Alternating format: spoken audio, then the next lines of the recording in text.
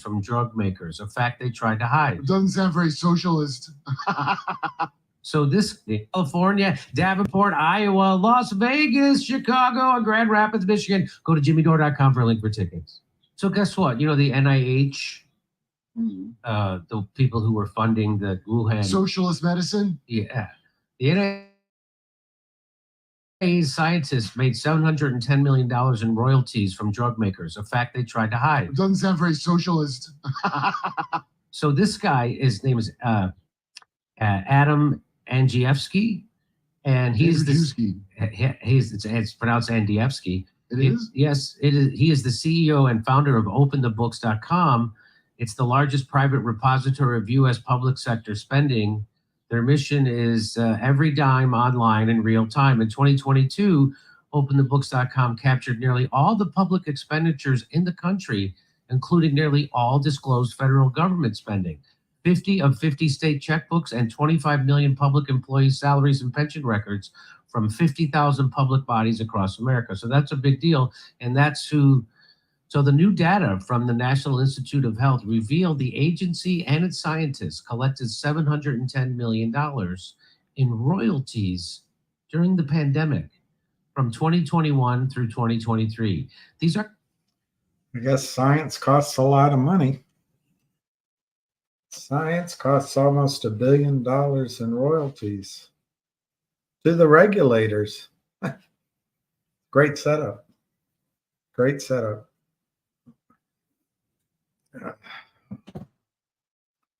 All right. I don't know. Ham did a call earlier, and if he calls in, he calls in. I'm hearing from him. Let me see what his text said. If I can mention it.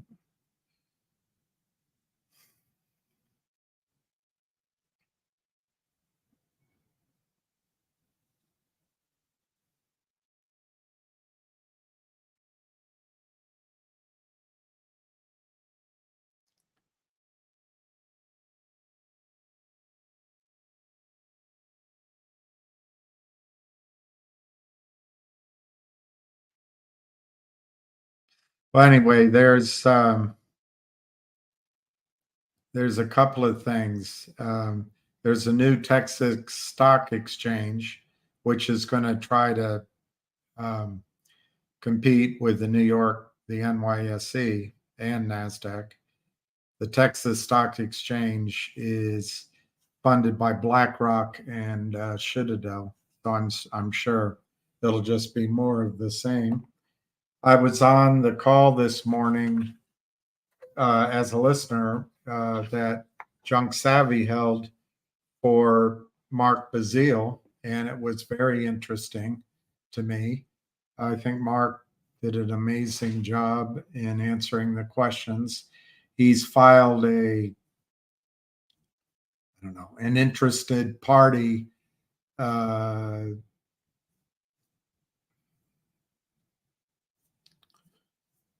filing, I guess. I don't know what else to call it, to be part of the class action suit that somebody started on MMTLP.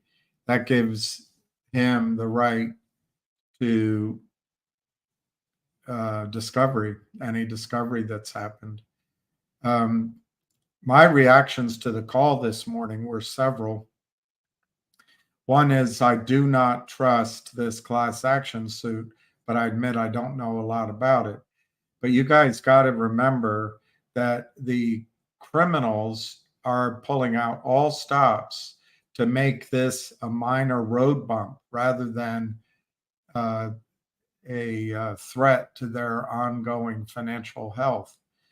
And I think a class action suit, if it were, let's just think for a minute, started by friends of the criminals, you could settle up at pennies, dollars a share. And, you know, the argument I heard this morning is that, well, some people might want that. And we can't fight that. Well, I'm here to fight it. Obviously, people are going to do what they do. But I don't want people to think they should be settling just because they're frustrated and they've been stolen from. I think the resolve should just grow every single day to make the bastards pay.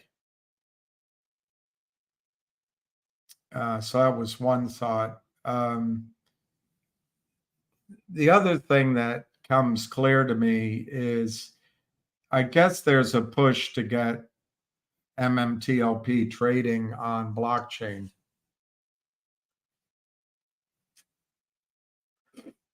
Sorry, it's the pollen, I guess. I don't know how to reach Greg McCabe. I know there's one person here who's a large shareholder of MMTLP.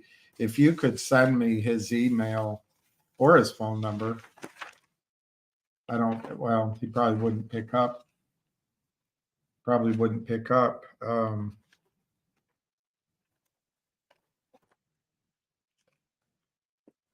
But if you could send me Greg McCabe's email, I'll write him at farrandbalanced@gmail, farrandbalanced, my last name and the word balanced @gmail, farrandbalanced@gmail.com. I don't trust this public trading. I mean, yes, blockchain gives you the advantage of any trades. You're going to know what those trades were. But it's still going to be a small marketplace. I mean, make it up. Let's say they do over the first several months, they do a few million shares of transactional volume.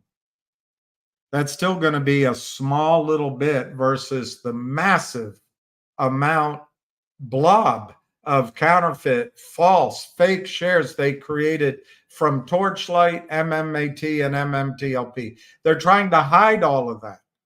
And if they can get it trading somewhere, they can create derivatives. They can create credit default swaps, which can further put pressure on the price. They can trade offshore. So this is my fear. I don't know how they do all these things. But yes, blockchain will give you the data of, oh, that trade happened. Sure, and you can track that certificate. But it doesn't mean they won't be able to falsely, with leverage, keep the weight of the devil on the share price.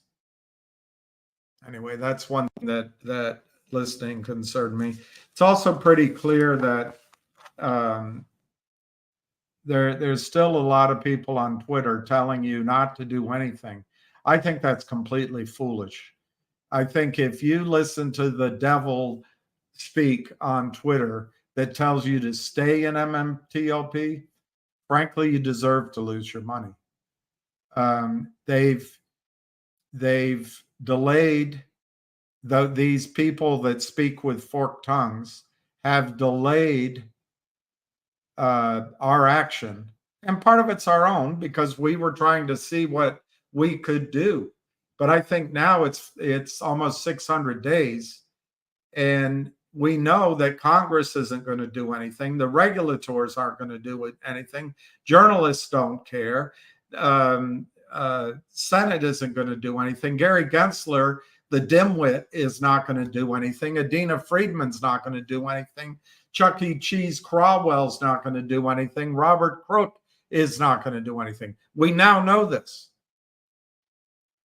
So what avenues are there? There's the legal avenue, which I've always told you is slow as molasses.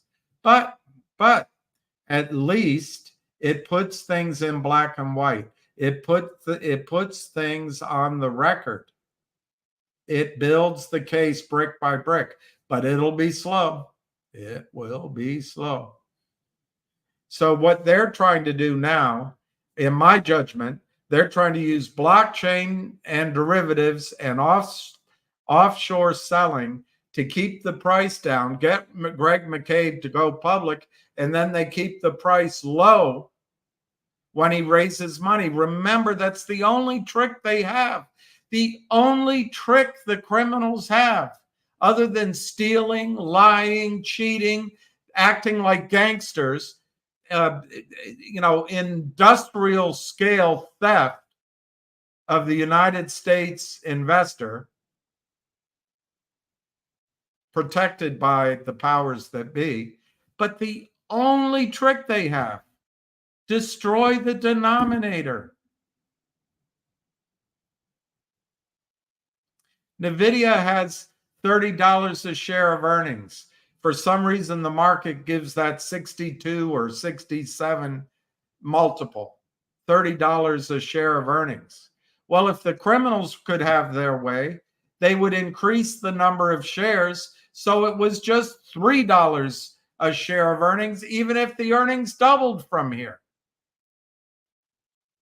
All the criminals want to do is destroy the denominator and then convince gullible CEOs to raise money at depressed, fake, illegal, artificial, unlevel playing field, crooked Gary Gensler, dumb Adina Friedman stock prices. So anyway, if someone has Greg McCabe's contact details, if you could send them to me at fairandbalanced@gmail.com. I'd love to get them on here to talk. I want to be clear.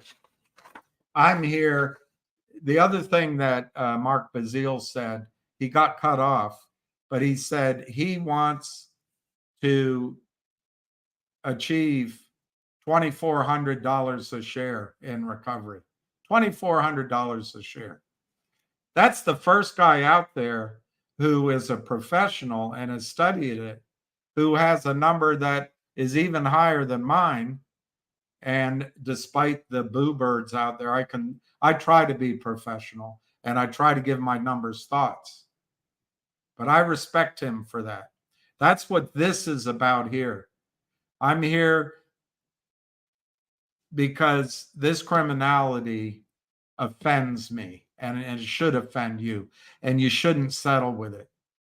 The idiocy of leaving your shares in MMTLP so that the clock can tick out. It's been, I don't know how much, a year and a half? When does the statute of limitations run out? I'm telling you, the lawyers on the other side will argue, hey, she never asked for her shares. She could have gotten them.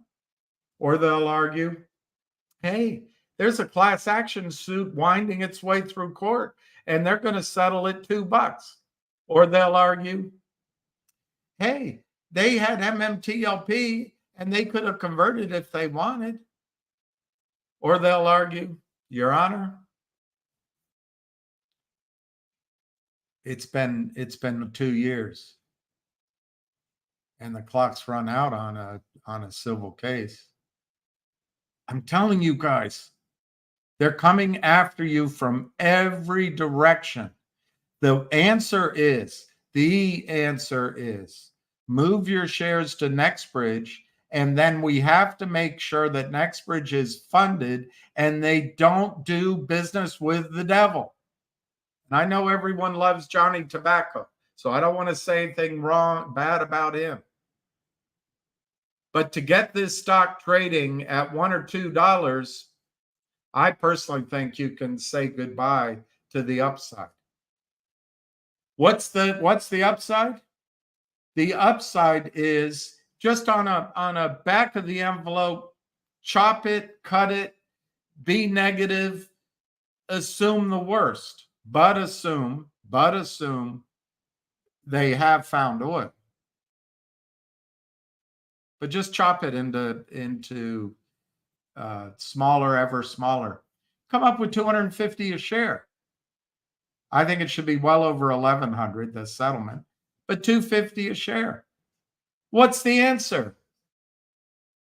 The answer, if we would all get off our rear ends and move our stock over so Greg McCabe doesn't have to go to Congress with his Johnson in his mitts, he could go over and say, you know what? I understand that Professor Angel's telling you there's plenty of stock. Well, I got to tell you, according to our records, 155 million shares are allocated and they're on the books at our transfer agent. So that means whoever your clients are, Ann Wagner, they might have 10 million shares of ours. But if they have anything more than 10 million shares, it's all counterfeit. The answer is to cause the system to settle at a big number, and they buy shares directly from Greg McCabe. Imagine if Greg McCabe were to sell 200 million shares at $1,000 a share to the effing criminals. You know what it'd mean for you?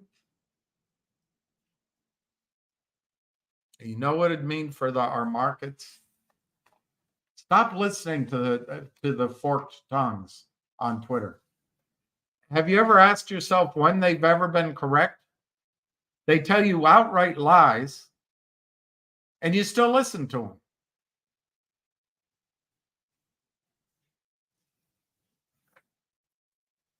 What's the other word than masochistic? I mean, it's just self-punishment. I don't know. I can't think of the word. I'm just like Joe Biden. Anyway, let's switch off of that because I got all worked up. Today, I started loving you again. And I'm really right back where I've always been. Today I worked on the gold company, so I think I sent out emails to everybody who I didn't see a response from and new people. So next we'll see what kind of answers come back this afternoon. And then I guess what I have to do, there's quite a few people that want to invest less than 5,000. I'd say, I don't know, maybe not 10 people, but it's more than 5.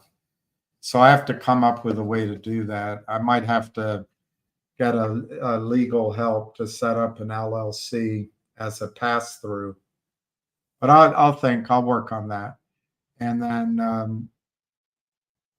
couple people want to speak with me, which I can do. And, we'll take that from there. Today's Wednesday. Let's see what happens tonight. And then I'll look into it tomorrow. The stocks, let me see if I can show you some of these stocks. I don't know. My computer is so slow. I think that's a big deal of my frustration is I can't be professional.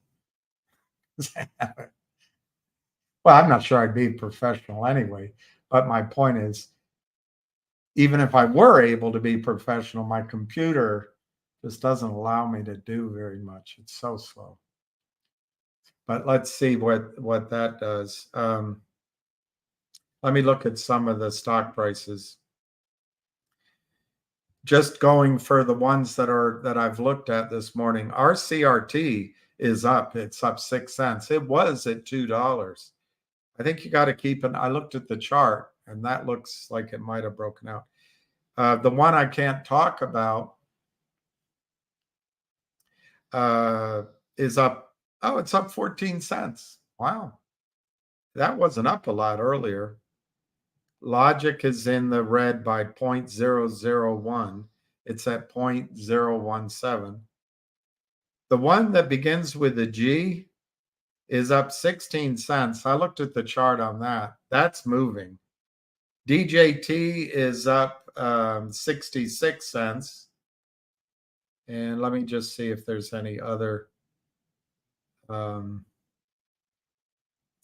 finger is up 14 cents at 309. GME, ever popular, is up over $3 at $29.86.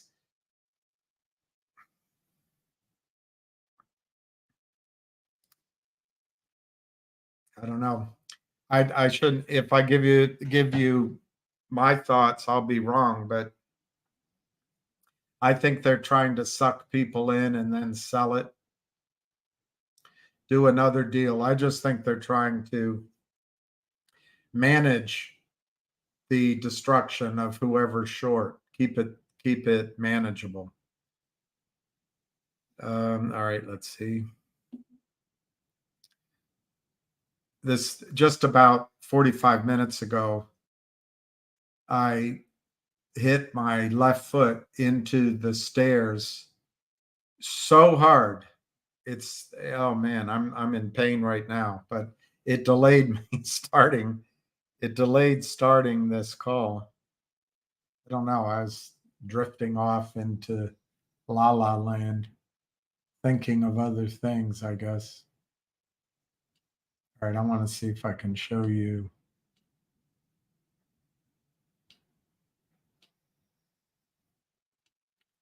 Carmelita, hold me tighter.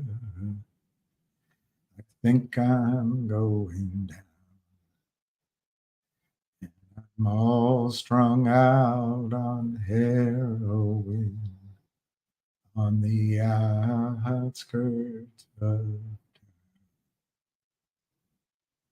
I hear mariachi music on my radio, and the tubes,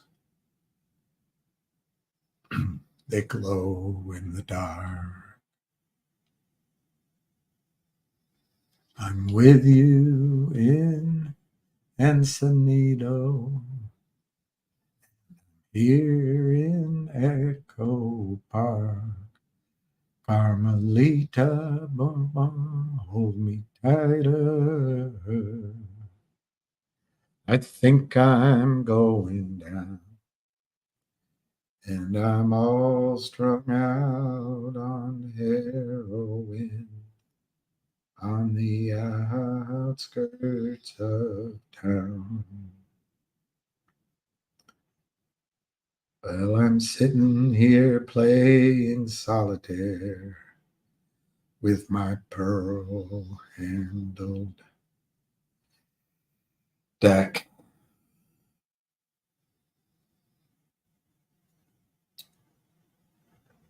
I can't find what I'm trying to show you. Darn it. Maybe I outsmarted myself. I put 4 in one download, and maybe that didn't work.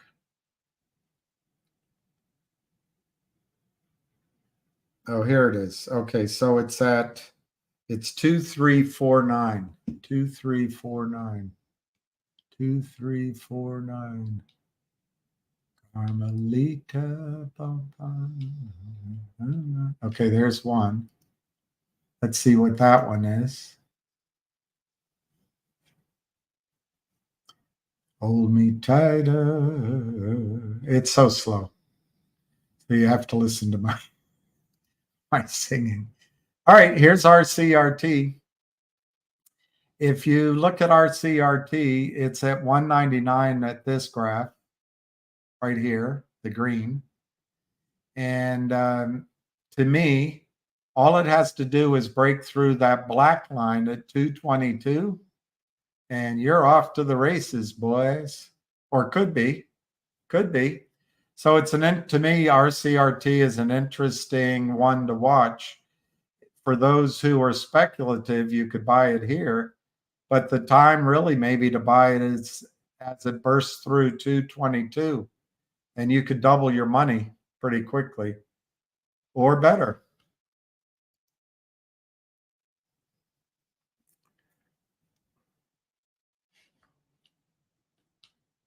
And I'm sitting here playing solitaire with my pearl-handled deck.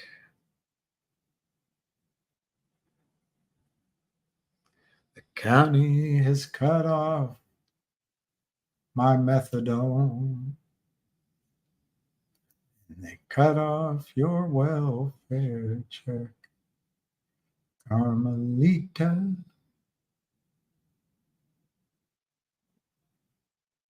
God, it's so slow.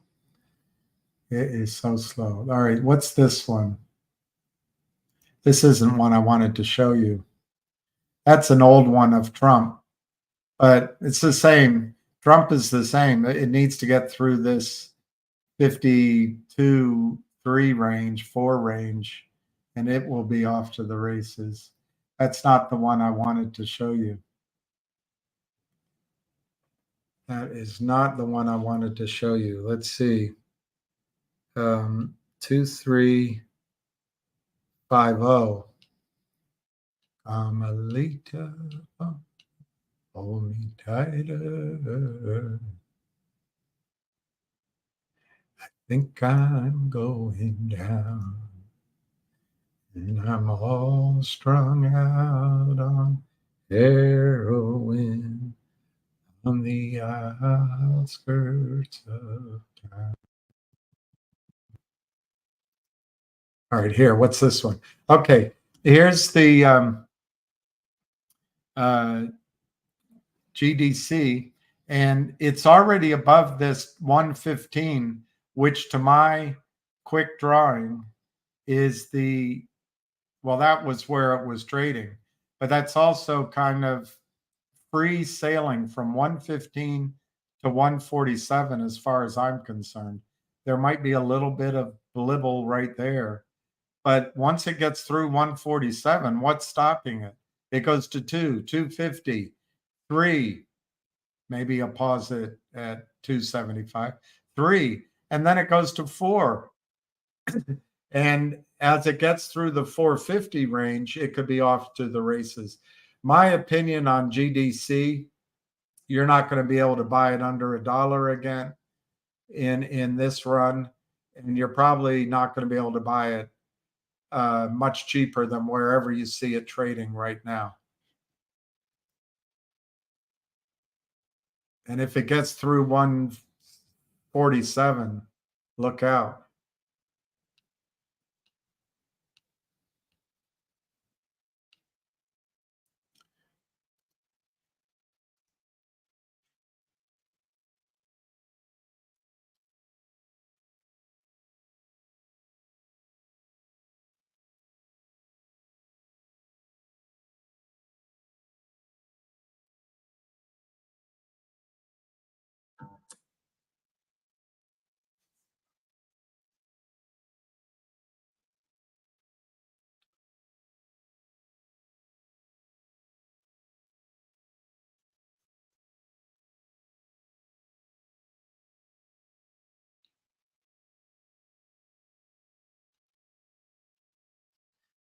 Hear mariachi static on my radio.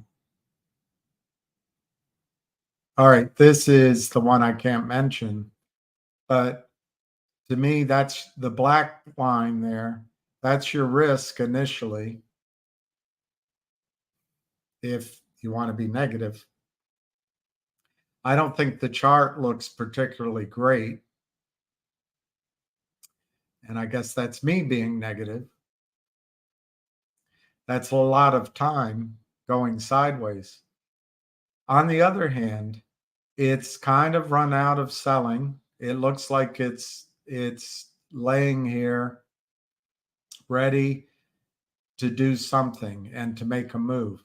If this were to go up, I think 475 might be a little bit of a pause, but I think you're all the way up to 8 or 9 before there's any kind of serious resistance. And that might not even stop it. It could be at 1250 before my computer would start if I had to turn it on. That's it. But I would just tell you there's some defined risk there. All right, let me see what else too.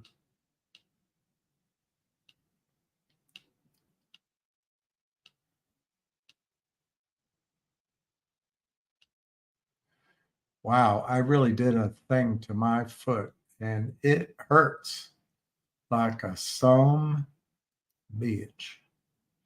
Okay, what's this one? I hear mariachi static on the radio, and the tubes they glow in the dark. And I'm there with you in Ensenada, and I'm here in Echo Park. I don't think this chart tells me nothing, and it doesn't look it. You know, it doesn't give me any warm fuzzy feelings. But the things I'll point out to you on it, this is for logic. The enormous volume the day they announced the good news. That's all counterfeit shares. That's all Aubrey Advisors clients, Ionics clients, or Ionic itself, the Neo Exchange, Chadron's clients. This is criminals selling stock they don't own. But all right, so I don't see anything that triggers this to go up. On the other hand, it looks like a bouncing ball has stopped bouncing, which means it doesn't go down, it doesn't go up. Who knows? But if you'll notice, the logic is selling at 1.5 pennies. I would say there will be some resistance at 3-ish, 3.25. There's 1, 2. Well, actually, if you go back here, there's 1, 2, 3, 4, 5 times that it's hung around there. So I'd expect some selling, sort of, if that's around 0.035, 0.04. But then look at 0.05, 5 cents a share. That's really the target of where it's going to go if it rallies. And then there's a huge target just stands out where I put the black at 7.5 cents a share.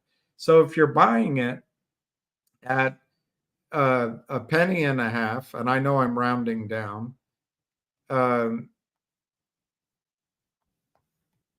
know, you have a 4x or 5x trade, which I think could happen in June, certainly in July, as the by press release, they've said they've got these other roll-ups to do. All right, let me see if I have one more chart for you, and then I'll shut this part down.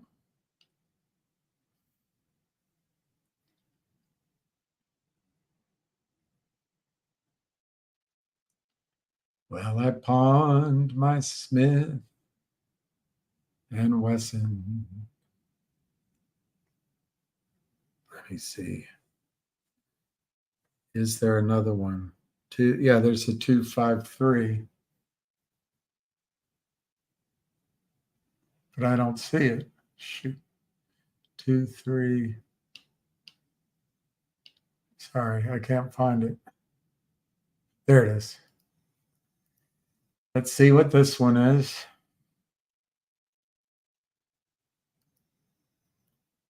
Oh, DJT. This chart doesn't give you any idea of how high it could go. But the reason I put this up, the stock's the green. It's trading at 45. I don't know where it is right now when I did this chart. Trading at 45. But look at the black at $50. They don't want it to go over $50, $51, $52. There's 1, 2, 3, 4 tops there. I mean, you could argue in a broad range, there's 1, 2, 3, 4, 5, 6, 7, 8, 9, 10, 11, 12 tops there. If DJT breaks through 51, 52, 53, I think Donald Trump's going to be a very wealthy man on paper. All right, let me go. I'm going to start at the bottom. because I think I'm going down. And I'm all strung out on heroin on the outskirts of town. Finger is 309. Finger is 309, Avalon. The rumor I heard, and it's a rumor, so I caution that, is things might shake, rattle, and roll in that stock sooner than we think. I usually don't talk that way. There's nothing in the chart that tells me anything. But I heard from the bird that it's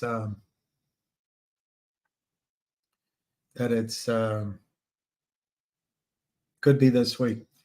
Beery, don't be sorry. Don't be sorry. GTI looks like shite. I don't see any reason why the stock will go up. And by the way, when you say something like that, it usually means the stock goes up. But the chart, I didn't even take a picture of it. It's just straight down. And it's very simple. The CEO has to let go. The CEO has to let go. And we can turn that around, but there'll be time. If you can wait 31 days, you can buy back as you've established a loss. If you want to buy back, no reason to. There's better risk reward trades out there right now. The criminals want to win. They want to drive this back down. And I think if the CEO goes,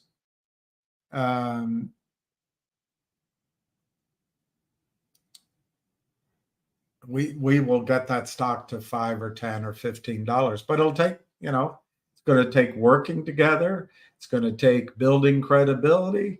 It's going to be tightening the belts, adding assets, sticking to it when no one else would, and we can do it. And hopefully we hurt the shorts as we do it.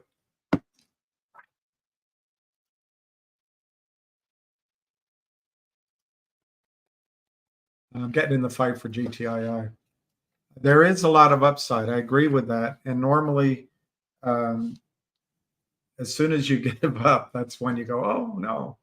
I think Avalon, that what Beery did, as an example, I just showed logic. Beery could go buy, he sold his finger at 11 cents. He could buy, well, let me see. I don't know where the stock's trading.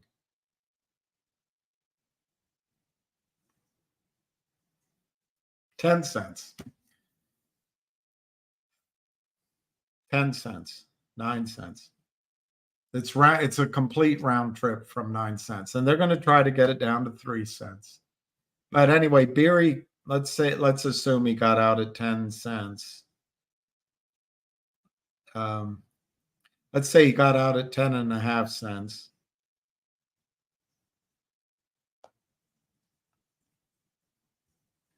And let's say, I'm giving an example.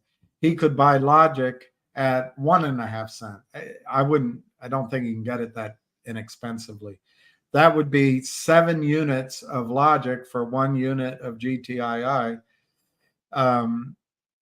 Call it 6 units just to allow for friction of Logic for 1 unit of GTII. I think Logic can go to 10 cents. And so you'd have 6 units versus 1 unit of GTII that they are crushing. They are spoofing. They are selling counterfeit shares. And who doesn't care about it? That's right. Our Cromwell, Caldwell, the Toyd doesn't care about it. That's just speculation. You shouldn't be in over-the-counter stocks. It's just a shell company. It shouldn't be trading there. Well, it wasn't always a shell company.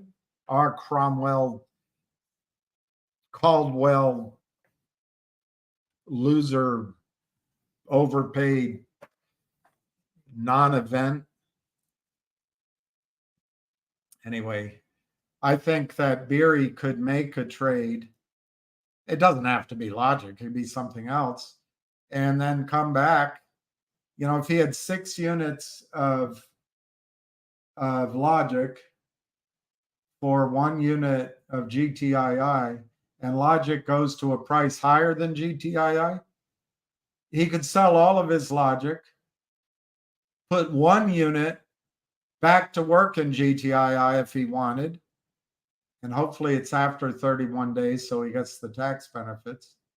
And then he's got 5 units of logic's profits to do something with.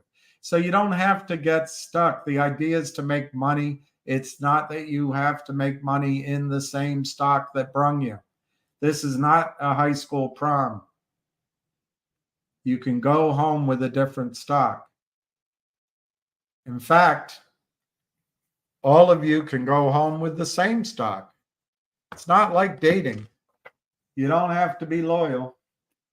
Well, I'm not sure anyone's loyal out in dating land anyway.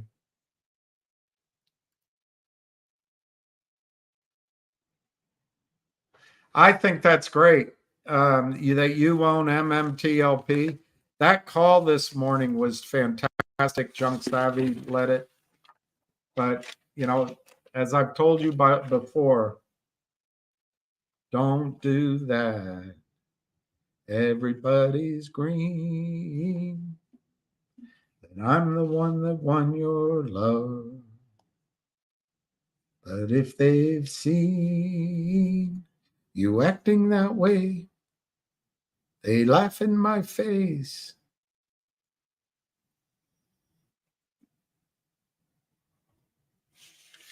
So I don't have a lot. I have 4,269 shares of Nextbridge.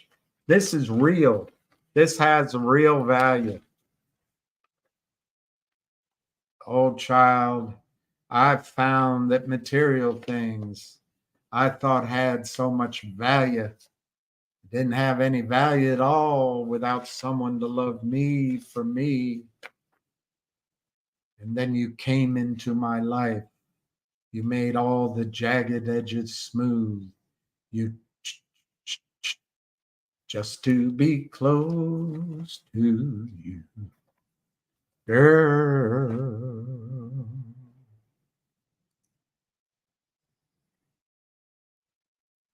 Elevate it. I like your idea, but then I don't want you to see it. Feet are so ugly.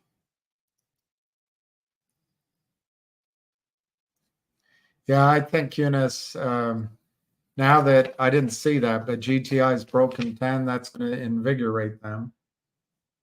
I don't know. I guess Reichman wants to hold on until it's cheaper.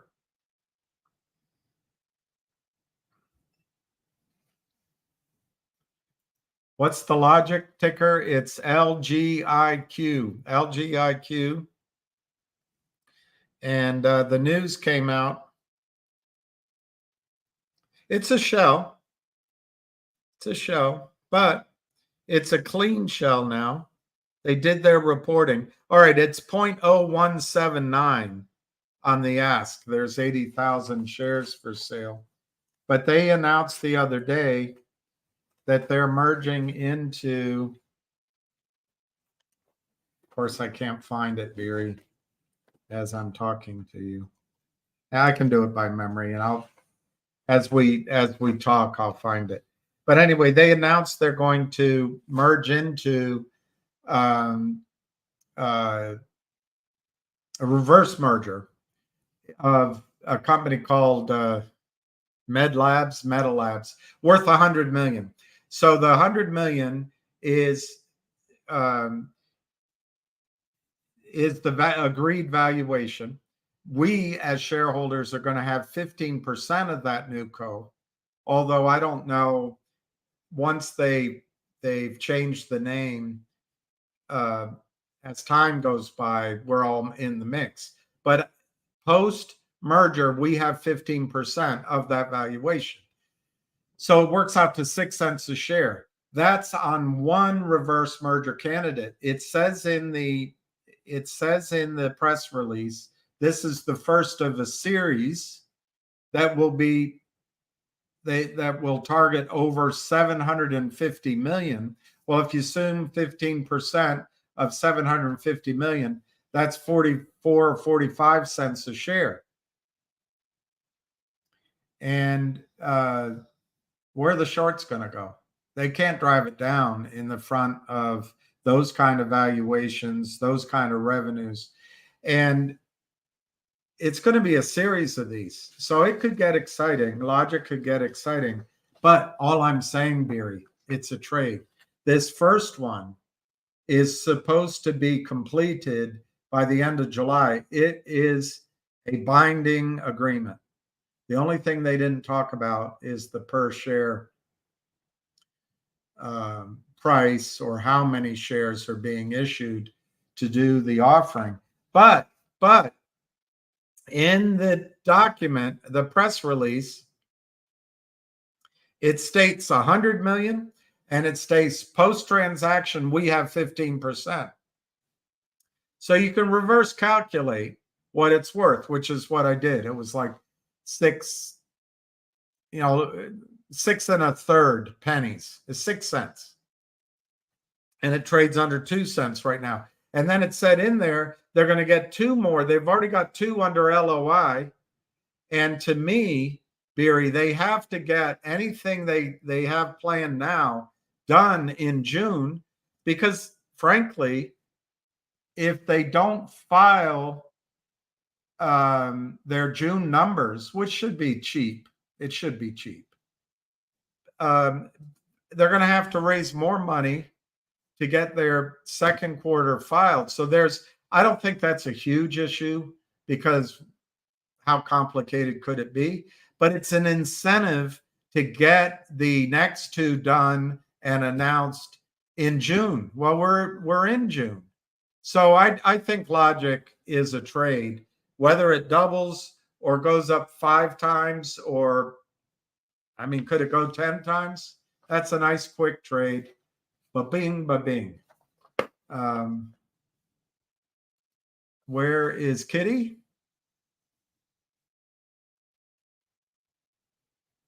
Oh, Roaring Kitty. I have a very dear person in my life. Her name was Kitty. She died, but she's easily one of, just a handful of people in my life that I think the world of.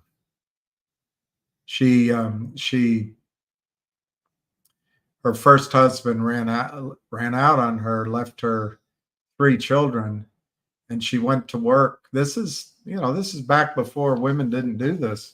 She went to work at a bank, and I don't know how I guess she moved to a saving. No, she went to work at a credit union, I think, or the Army something.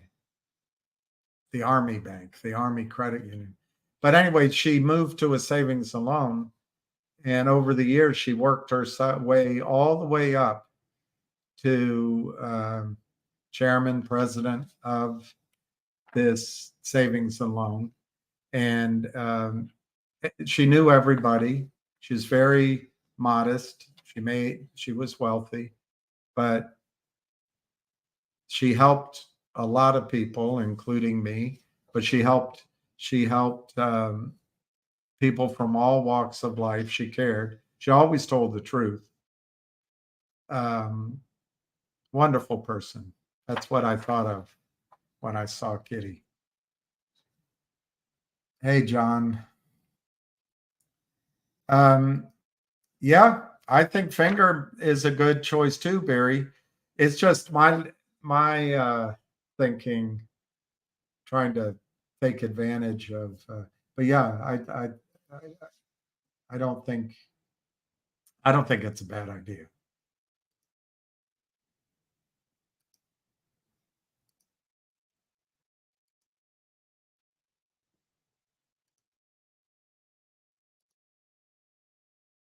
GTII is below a dime.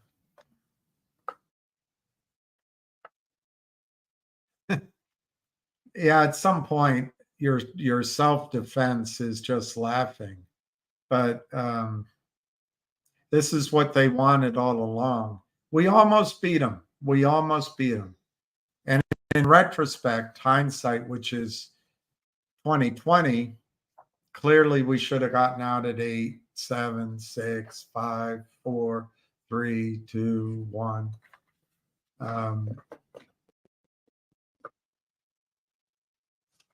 And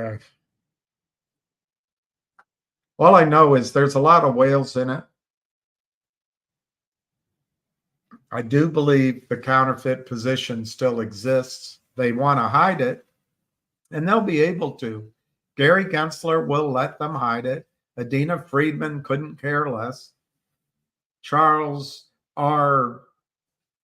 Cheatham and Hal Cromwell will let them hide it. Yeah, it's just how it is. Hey, Barbara.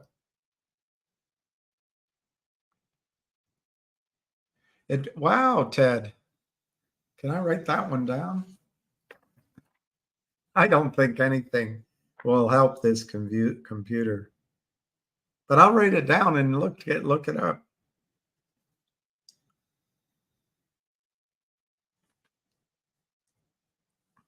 Thank you, Ted. I appreciate it. I really mean it. How to transfer my shares from Canada? I don't know. Is it different in Canada? Because it takes a little effort. You just get it to the transfer agent. I'll get an answer for that. I'll write that down.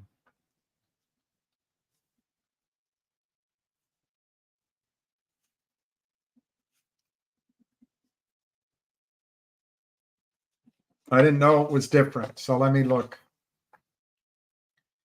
What's up with GTII's free fall? I am what I am. I guess you just sit around staring at your navel all day, being what you are. Because if you haven't, or you're new, GTII is now a shell. It doesn't have anything. It used to be a company which offered kind of an incubation to private companies where they would issue stock, acquire the company, do all the filings for 1 or 2 years, and then float the stock and float the company, take back the majority of the stock they issued, and own 5, 10, 15%. It's a lot like sponsoring a SPAC or being an incubator of startup companies. Well, we fought them really hard. David Reichman took a note from Power Up Lending, a guy named Kurt Kramer, who's a perfect piece of work.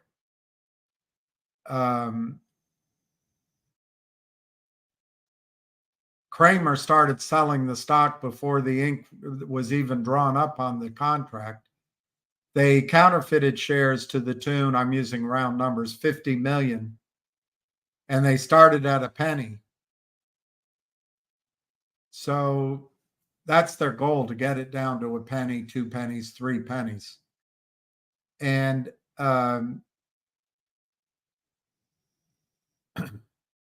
Reichman bought back the note. This jerk, Kurt Kramer, so-called funded. He just sold stock that didn't exist into existence and gave Reichman his own money. That's how broken Dewey Cheatham and Hal Cromwell's markets are. That's how broken Adina Friedman's markets are. CEOs can't raise money in the markets, but criminals can sell non-existent shares into existence and then give that money to the CEO, collecting fees and setting up the industrial scale slaughter of those companies. Well, anyway, Reichman bought back this big guy, this big man, Kurt Kramer, gave the company $64,000 on a face of I want to say 80,000 roughly. So the note was 80,000. They took a discount to that note up front. They charged fees. I think Reichman got 64 grand. He bought that whole thing back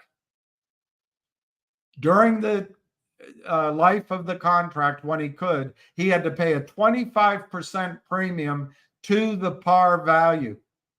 So he, by all said and done, and interest, all said and done, I think it cost him 120 grand to buy back the $60,000 note. That retired all of the warrants, that retired all of the fake share, the real shares at the transfer agent that were there to back up the fake shares that Kurt Kramer's clients were creating. Again, Gary Gensler doesn't care about this. So the stock went from about 9 cents to 220. Some people sold it, pulled back. It went to 440, something like that, pulled back somewhat. It went to 2 again, pulled back. And then in 2 Octobers ago, it ran to $9. At that time, the company was trying every single thing it could to beat the shorts. They issued a Picasso. That was denied by FINRA.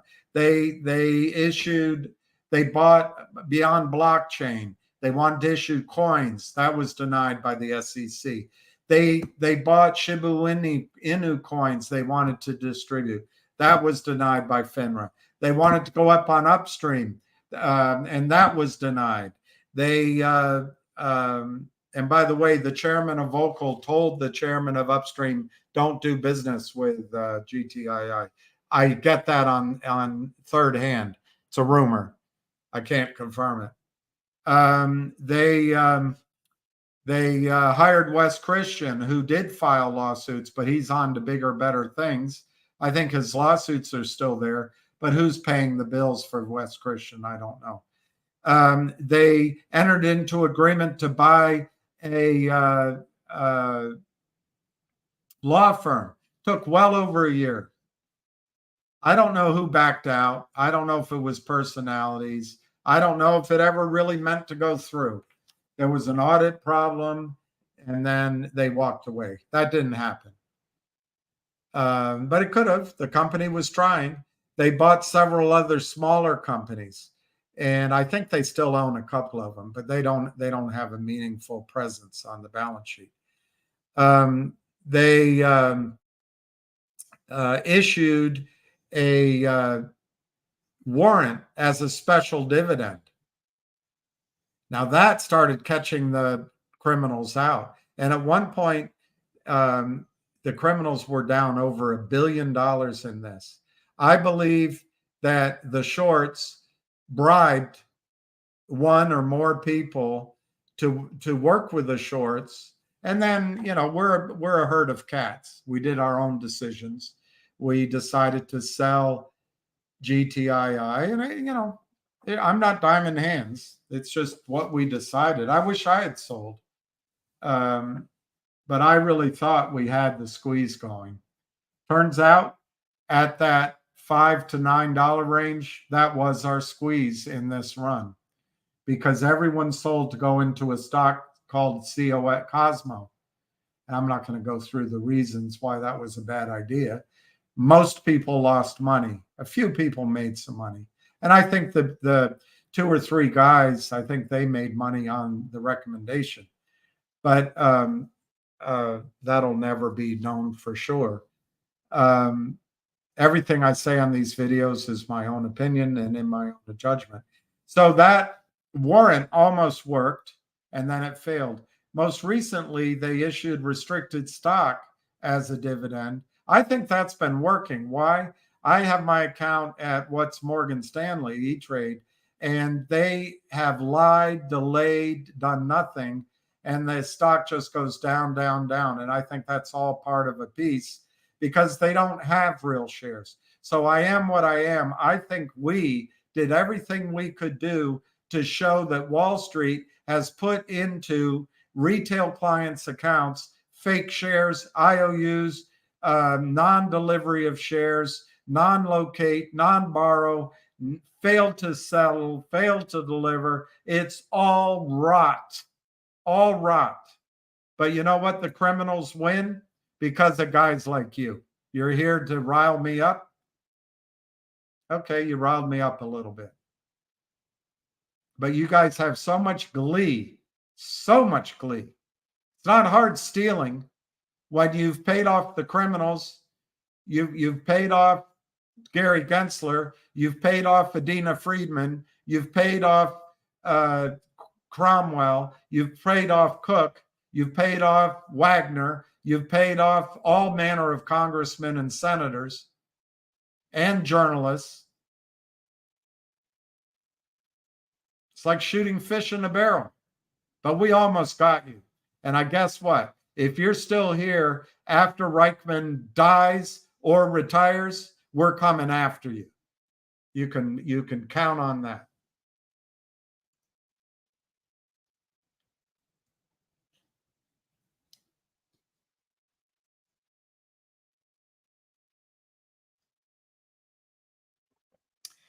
Mexican, I believe that class action suit is been instituted by the criminals, by the shorts. And their goal is to manage the court system, manage the data, and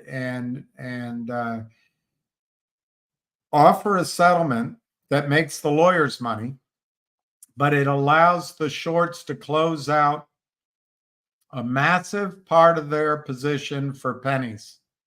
Everybody on Twitter, everybody that comes to try to help you out, particularly the ones with gravelly voices, cigarette voices, cigar voices, whiskey voices, and they're all buddy-buddy, they're here to screw you. And they make buddies. They're all good at the bar room, locker room, making friends. And they're going to make friends with the boardroom, and they're going to come in with money, and they're going to bully and bribe, and they're going to get something like this. I think this class action lawsuit is a disaster for getting real recovery. Mexican, people don't believe me because you listen to these liars. You listen to the liars and you get nervous. If you get your shares, I can't find my shares. I just showed them. I paid 40 grand for my shares like an idiot. A lot of you I could have had a lot more shares for less money, but whatever. I can't find them right now. I was showing them. But if you can get your shares, and I will do my best to talk to Greg McCabe, if we can all stick together, those shares have real value. The problem is you want it now, and you bring all this anxiety, not you, and I'm talking about a general euphemistic you. Now, and anxiety. And when these fork-tongued devils come and say, hey, we went through the courts, and the courts judged that it was worth 8 cents, and we're offering you $2. They created that.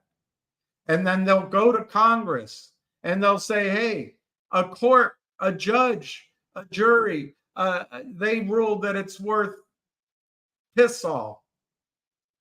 And that's what you'll get if you own the shares. If you own the shares. And McCabe doesn't do something stupid, and I don't think he's a stupid man at all. It's worth money. And you know what? If you needed the money right away, you survived whatever crisis you needed it for, by definition. It hasn't been pleasant for me. I'm not belittling any experience, but we've made it this far. and life isn't where we want it. But can't we just, as a team, work to get the real value and let McCabe get the value out of the ground into our shares, rather than helping the criminals because they sound friendly and we've got to be fair to them. And they apparently, I heard today on the call, I don't know how to process it. Apparently, our First Amendment rights to free speech give us the right to lie when we're talking about money. We have a right to lie. I never heard anything like that. I was pretty much, my favorite subject was government. I liked a lot of subjects, still do. I've never heard anything like that. The GTII free fall, Dinesh, is a massive fall today of 0. Oh, no. Sorry. It closed down 0.015. So it closed down a penny and a half at 0.0941. I don't think that's a free fall. But are you buying anything, Dinesh? Are you buying GTII? I doubt it. You know, I still own it, not all of it, but I still own it. And I'm not going to sell here. It makes sense to me that for people who get out, but you could get a snapback rally at any time. But if something works, I might just buy a few thousand shares of it. But Dinesh, it's a shell. It's late in its filings. There's a lawsuit against it. There's no real revenue. The CEO belongs in a home, and his product is reaching out to private companies whose CEOs are maybe 30 or 40 years old. And I don't know a CEO that's in her mid-30s that's going to want to go sign up with a man whose next stop is a wheelchair to hook her future and her company's future and her employees' future on a guy whose trajectory is to an oxygen mask. It's just a bad business model. But he won't let go, Dinesh. So what's happening, Dinesh? The volume today was 1.19 million shares. Dinesh, what happens in the U.S. markets, starting with our Chuck E. Cheese Cromwell's over-the-counter markets, going up to Adina Friedman's markets, going up to the Mouse, Gary Gensler's regulatory markets, and then regulation of markets, and then Ann Wagner's oversight, where she says it's more important for the criminals to have privacy than it is for us to have an audited trail. Dinesh, if it's true, now there's a guy on the Amex, he's older now and he's retired. He thinks there's systems in place, trading is just algorithmic, and the numbers FINRA provides for short selling do not reflect buying back. So he would argue there is no short in GTII. I would argue GTII has very little value as long as Reichman's in charge. So, maybe two angles of thought are coming to the same area. But if it's true, there's 550 million shares counterfeit in GTII. And you're going to say it's impossible. Look up the filings. Look up the Anson funds. Look up the reported information on GTII before the courts. There is a major short position. We just don't know how much it is because Ann Wagner wants that information hidden.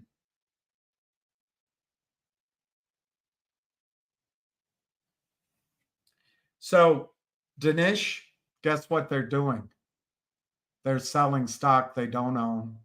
They're selling stock they haven't located. And they're creating stock out of thin air. They're spoofing, they're crossing, they're coordinating, and they're going to drive the price lower because who the hell is buying?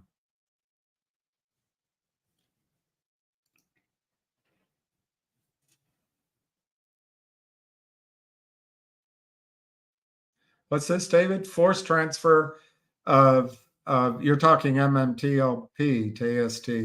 Trade 2 days, close only.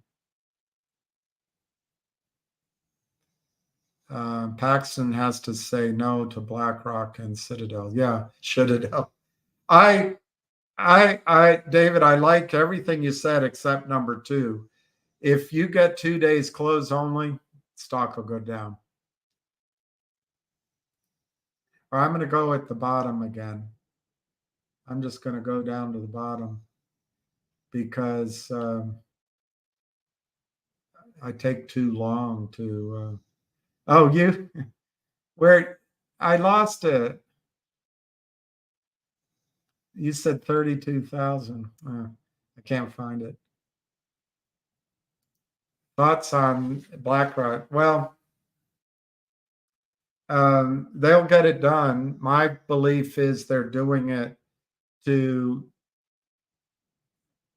look. It's really simple. What it's it's all different definitions. It's all different lying, all different bribing, all different bullying, all different charming, all different documents, all different words, all different places you have to run around to. But it boils down to one thing. The criminals control every aspect of the false price discovery in Gary Gensler's markets. And Gary Gensler is paid for. Gary Gensler is a criminal himself. He's part of it.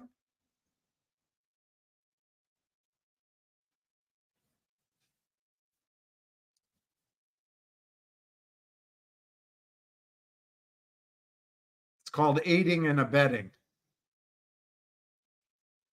So all they do with these fronts, like Jeff Easton, who's an idiot, he traded Yahoo for 9 months, but they found him. They said, hey, you'll be our front. We'll give you a name. We'll give you an office. We'll give you attorneys. Here's the documents. This is how you do it. And you bring us the companies and we'll give you kickbacks. That's Jeff Easton's role, and Philip Vallier. And Jeff Easton is great friends with the CEO of Vocal. So their job is to lie, to bully, to confuse. But all the clients want to do is after you pay cash, they want to drive the stock price down. Now they have every angle controlled. They have Gary Gensler bought out. They have Ann Wagner bought out. They have Adina Friedman bought out. They have Cromwell bought out. They have Cook bought out. They have everybody bought out. So they're not worried about the regulators. They own Gibson Dunn. They own the prime brokers. They own the DTCC. They're not worried about that. The only thing they worry about is if some event, like in GTII, the Trento mine deal. So they brought somebody in from Chicago to confuse David Reichman, in my opinion.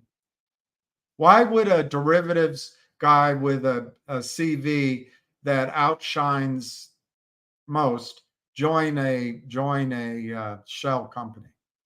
I submit to you, he's there to transmit information to the shorts and he's there to prevent a big deal happening. That's what the shorts are afraid of. An overnight event that could change the per share price of a stock. That happens in oil and gas. That happens. One well can change the net asset value of a company overnight. 20, 30, 50, 60 bucks. It happens in gold mining. Gold mining, you can go from a penny stock to $100 stock almost overnight. It's really hard to do it in a stock like GTII unless you acquire something at the nice price. And that's what I think that guy's in there to screw up. But what I think this new exchange is there's no trading exchanges anymore. Everything's electronic. I don't know how they're going to set this one up, but everything's electronic in New York and NASDAQ. You have an absolute dumbbell like Adina Friedman running NASDAQ with no vision. No vision. I mean, you'd have to be an idiot not to be able to come up with a better vision than this. This is Adina Friedman's vision at NASDAQ, the premier trading exchange in America. It had its day when it could have been better than the NYSE. But here you got this idiot woman. And when I say woman, she happens to be a woman. It also happens to be why she has the job. I think women can do the job. It's just this woman, this person can't. Quote, we are rewriting ways to expand wealth, create jobs, and enrich people's lives. Sounds like an ad for a spa. We aim to set the pace for rethinking. She doesn't have a brain to think in the first instance for rethinking capital markets. What was wrong with our capital markets before?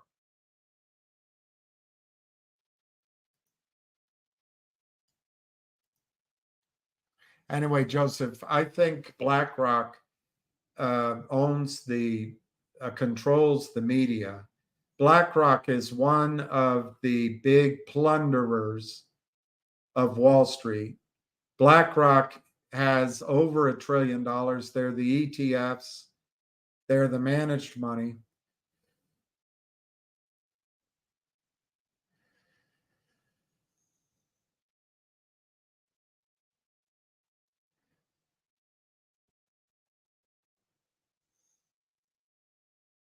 And I think the reason they're backing a competing exchange is to create a pressure valve. If they got bought in on the New York Stock Exchange, they could still trade on the Texas. That's how I see it. I don't think it's going to be honest. Citadel's there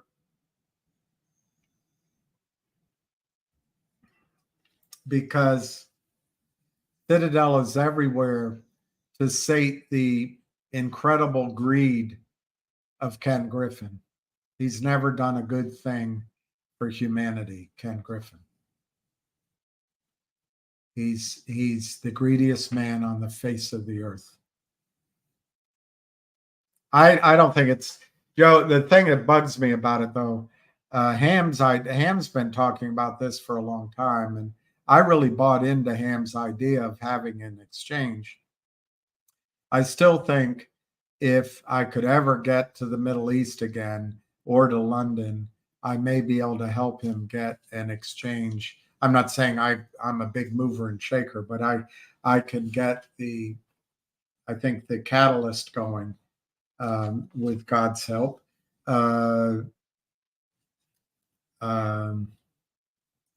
Where we could create an exchange that would kick butt. Even in Texas, it would kick butt.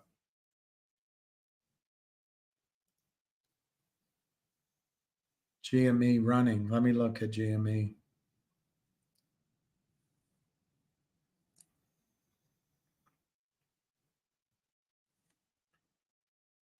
Yeah, it's up 5 points, Mike. It closed at 31.57. I hope it runs for you. I hope it really explodes and goes up and you make a ton of money. But I would really be concerned. Last time it got to $50 or $80 or something. They did a deal and it came down. That's what I would expect them to do again. But maybe this is the time. Maybe this time it runs and they lose control. It's possible. You never know. Isn't Trump a hurdle?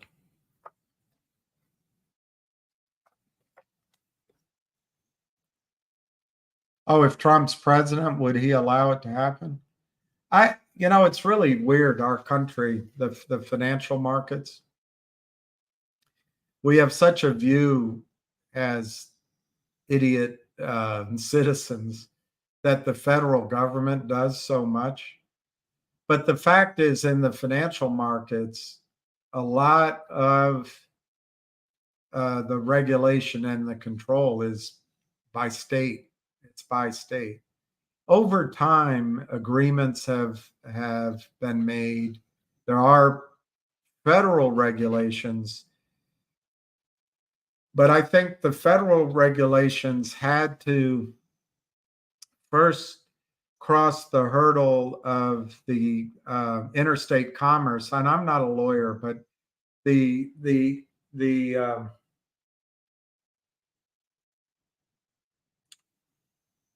Sherman Antitrust Act was back then too. Anyway, I think it all happened a bit over 100 years ago, that through court cases, the right of the federal government to regulate states' financial institutions became stronger. But even to this day, insurance, banking, licensing is a state by state issue. When you do a public offering, you have to be blue skied, state by state by state. But over time, out of cooperation and court cases, slowly the federal government has maintained some control. But look at what Mark Bazile was able to get done against the Kramers in New York, calling the Kramers' greed usury. They moved to Virginia because it's broken down state by state. So, Joe, I don't think Trump can stop Texas from doing something. I really don't. And I mean, if you want to really hear what Citadel, I don't think Ken Griffin thinks more than greed. He's pretty good, crafty at it, and I bet he thinks down the road. But that guy BlackRock, is it Leon Black or Larry Fink? I don't know who runs BlackRock. But BlackRock may be realizing, because they have the data, you don't, that our country's going to fall apart. We're going to go to war. And I don't think Trump's going to be president. I think we're going to be convinced that the single most popular president in the history of presidents, Joe Biden, was reelected in a landslide, or at least in a electoral landslide, because state after state after state will have voted for him late at night, and it'll all be legitimate. We have the best elections in the world. And the argument will be not so much that Joe could bring 12 people to a high school gymnasium who were voters and the rest were his campaign staff.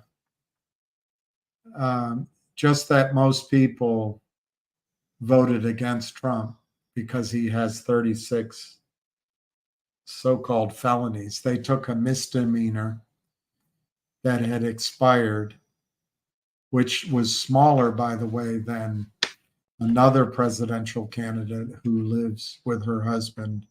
Well, she doesn't live with her husband, lives with her female friend in New York. Nothing happened to her, but it was past the, deadlines of suing. It was a federal charge charged at a state. The judge isn't even a real judge. He's some sort of temporary.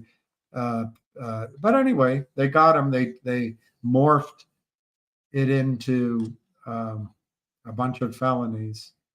I'm sure that's to hide the fact that the first son is now being charged with real felonies. But my point is, BlackRock, Joe, I know I get off track, but these political things have impacts in our lives. And we can focus on, oh, Trump's terrible, he's terrible, he's raised 2 daughters that love him, and he has grandchildren who are Jewish, and he was friends with everybody until he ran for president, and he did more for as an example, for African American colleges and for prisoners than Obama did. But we don't want to look at that. This is a white man. He must be racist. So if we can go down that path, it's our choice. But while we're going down that path, the banks are stealing from us. The banks are sending us to war. And somebody's destroying our food supply and our food security. Somebody's letting in legions of men. And somebody's weakening our military. Somebody's weakening our educational system. While we're arguing that way, somebody's doing it. We're not ready for what's coming. But I think BlackRock knows what's coming. And I would say, Joe, 50-50 by the time you're my age. I hope it takes forever for you. I think the United States will break into 2 parts, maybe 3. Canada will probably also break apart. And there'll be a Western United States going up into Canada that will be very much, I think, led by the Constitution as it stands. There will be a southern part of the United States that may or may not join with that. I think the industrial Midwest is a toss-up. I think it's a real toss-up. They may try to go at their own. I don't know. But the blue, highly educated, womanist Northeast, the womanist Chicago, the womanist left coast will continue to have a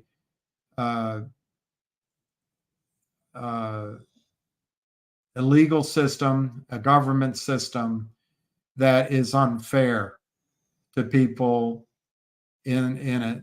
It will seek equality of outcomes, and it'll be run by all sorts of weird ideas. It'll be weak. It is where our industrial might used to be. But Joe, just thinking it through, even if we don't break up, why would BlackRock and Citadel want to do business on an exchange in New York City when you could, when Leon Black or whatever his name is could be arrested? Apparently this guy, one of those guys, was on Epstein Island. I don't know if it was him. I don't know if it was he. But they could be arrested 10 years later by a underqualified DA and be charged with horrendous crimes, lose buildings, lose assets. Maybe they're moving to Texas just because it's safer to do business in Texas than it is in New York City. Miami's already expensive. Miami is prices are high. It's going to be underwater. But one advantage Florida has is there's no state income tax. Well, Texas has that same thing. So if BlackRock and Citadel can get there first, they can buy up cheap cities and build the new financial capital of the world. I don't know. There's a lot to think about. Those are my thoughts. John Platinum Croissant. I didn't research it, but going to. I just haven't had. Maybe I had time. I just didn't. When I had time, I just didn't have the energy.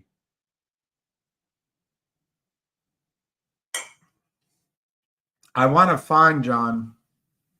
I just don't want to read boring data. I want to find an analyst who has written about platinum or written a book. And I haven't found that yet, but I'm going to keep looking. I will. All right, so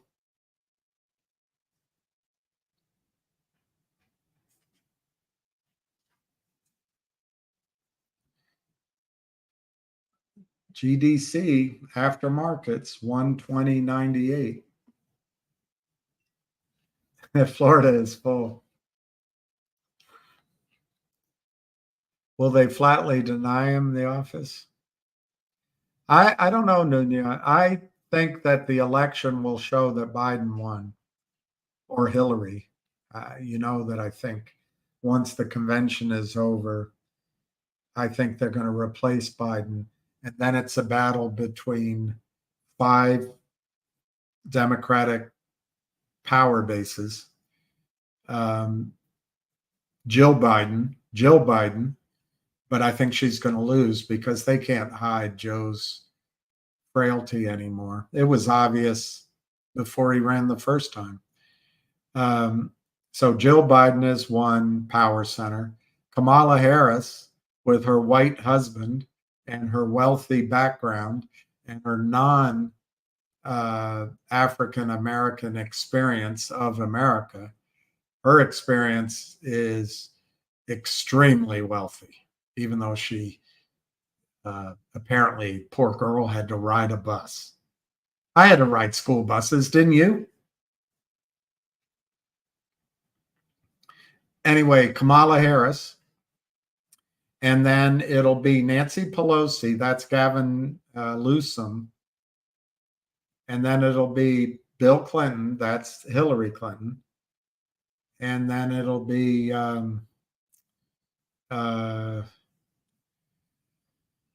there's one other one I thought of.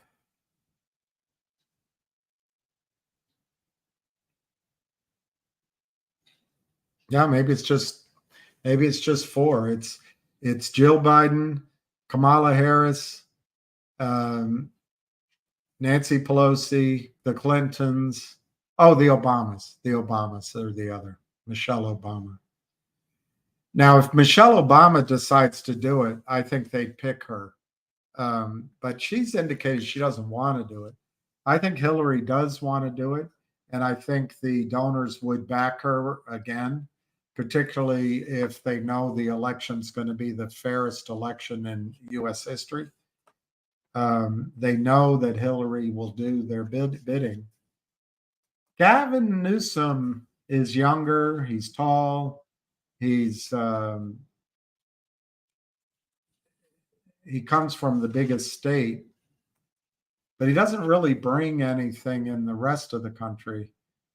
But Nancy Pelosi can raise a lot of money. So I don't know. Could be Gavin Newsom. I don't think it's going to be Joe, and I don't think it's going to be Kamala Harris. She's even dumber than Adina Friedman.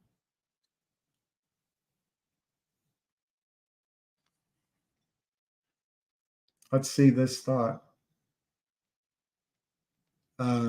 They naked short DJT, announce a competing exchange. Trump gets in office, then their exchange is done. That's an interesting point.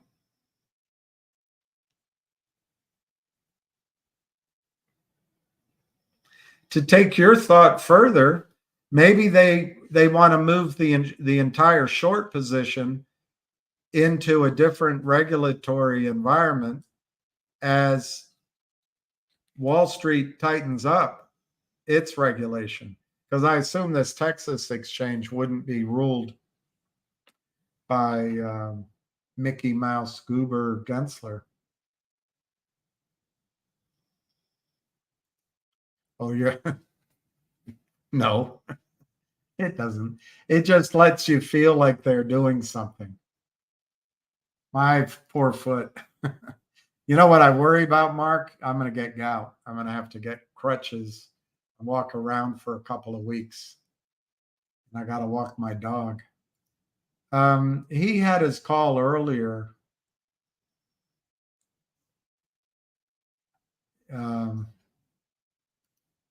Yeah, averaging down is a smart. It's not a bad idea. I'm not saying it's a bad idea. All I'm saying is let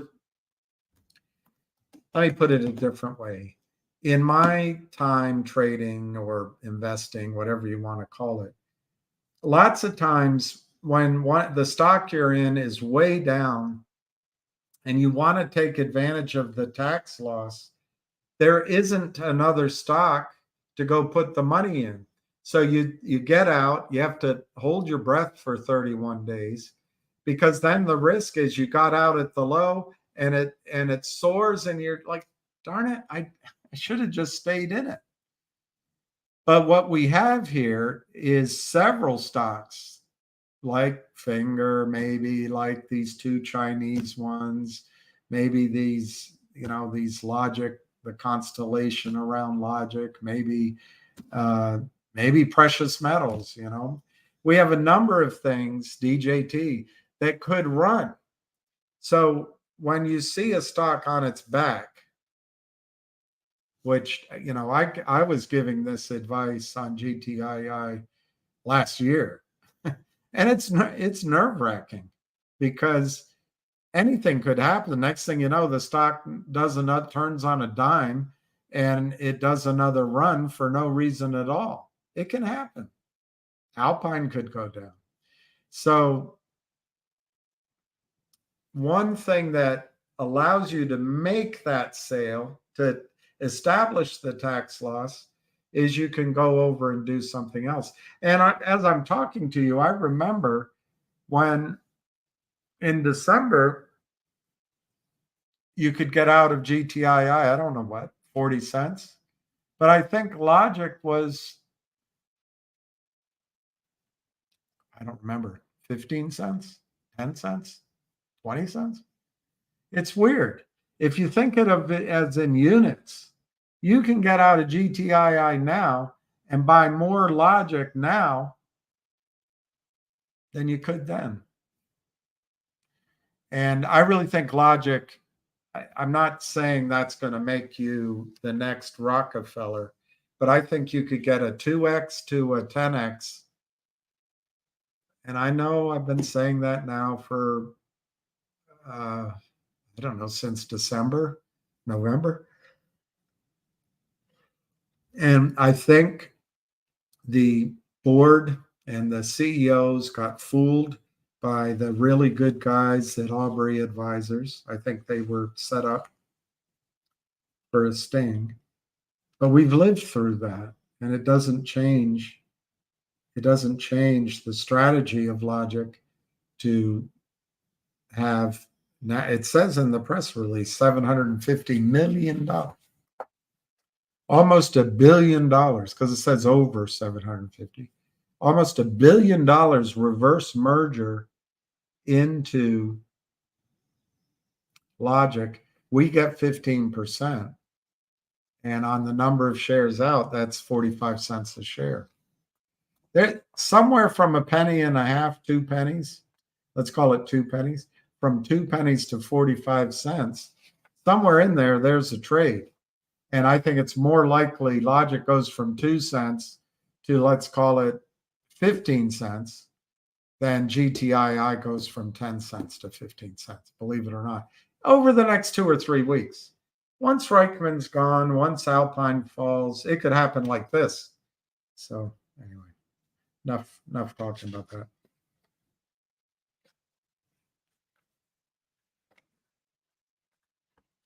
All right, I want to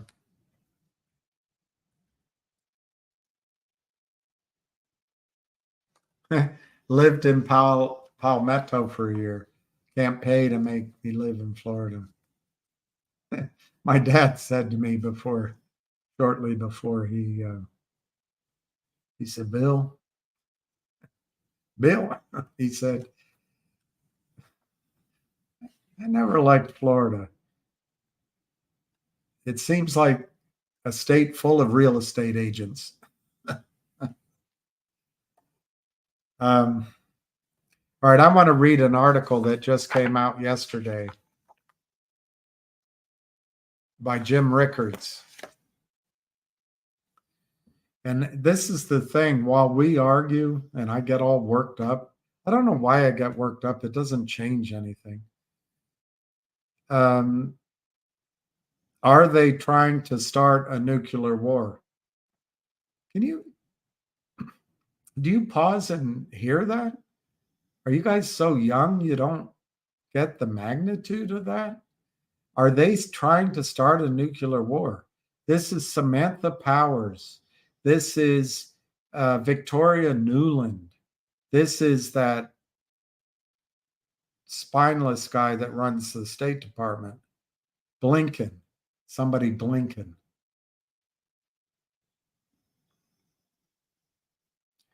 Are they trying to start a nuclear war? The steady path toward World War III continues. U.S. and NATO's support for Ukraine in the war with Russia has been one long failure, but that hasn't stopped them from escalating the war with new weapons and tactics. Russia has met the escalation with its own escalation every step of the way. At what point do rational leaders in the West, if there are any left, pause, consider that the war is lost in the Ukraine, de-escalate, and seek a treaty to end the war? There's no sign of that yet. In fact, with all of the signs point to further escalation, which is a sure path to nuclear war. What the heck are we thinking?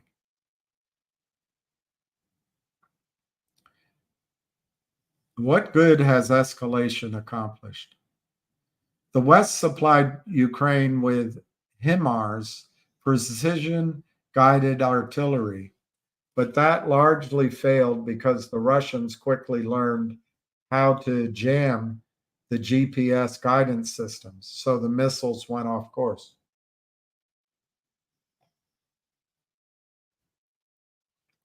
That doesn't mean the Russians shot down or jammed every HIMARS rocket Ukraine launched. Some get through, but overall,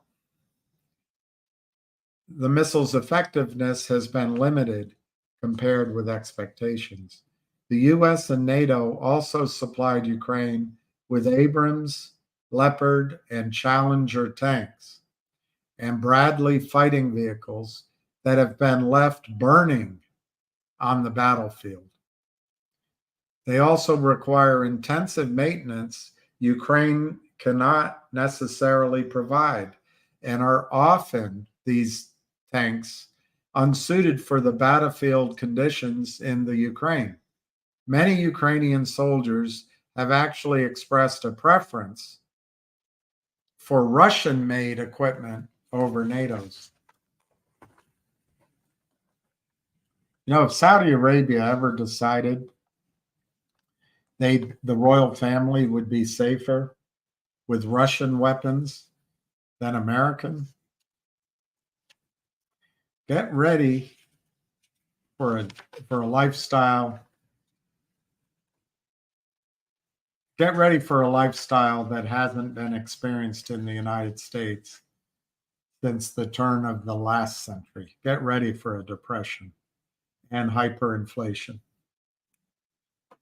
and unemployment. It's going to be bad.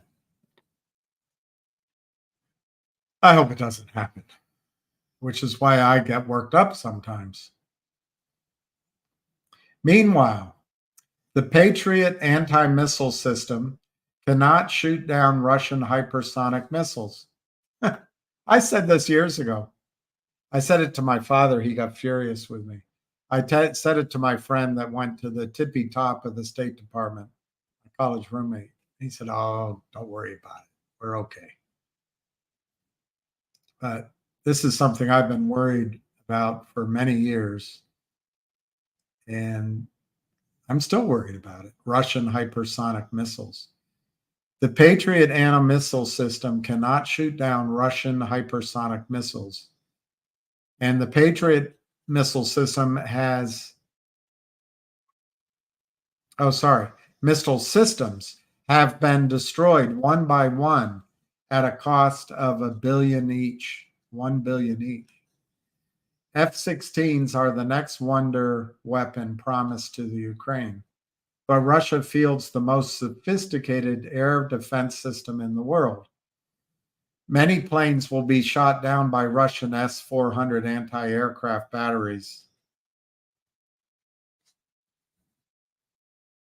The F-16 planes are also old, obsolete models from NATO inventories at the end of their service lives.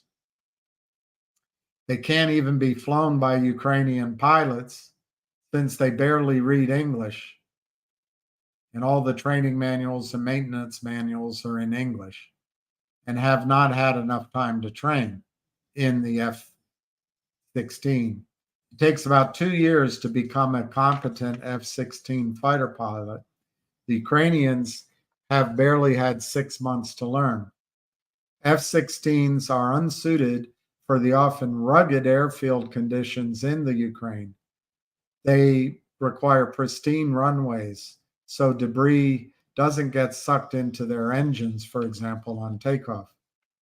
They can be operated from NATO bases, but that opens another can of worms.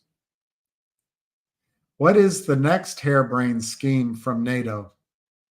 Here is the latest example. The US and its allies have green-lighted missile attacks deep inside Russia using US-made ATACM ballistic missiles with a range of up to 190 miles. Well, from Kiev to Moscow, it's got to be more than 190 miles.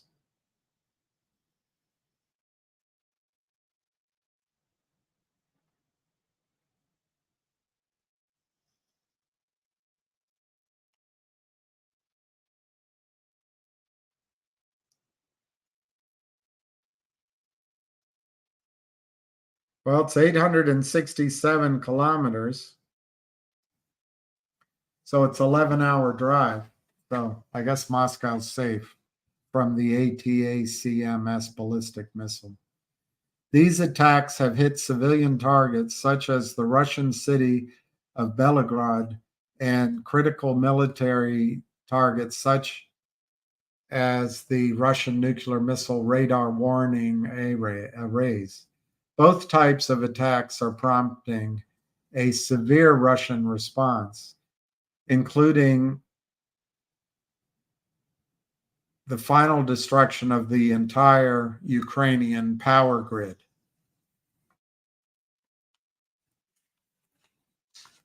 The attack on Russia's early warning system is particularly provocative. Ukraine used UK-supplied drones to strike this radar system used by Russia to detect incoming nuclear-armed intercontinental ballistic missiles.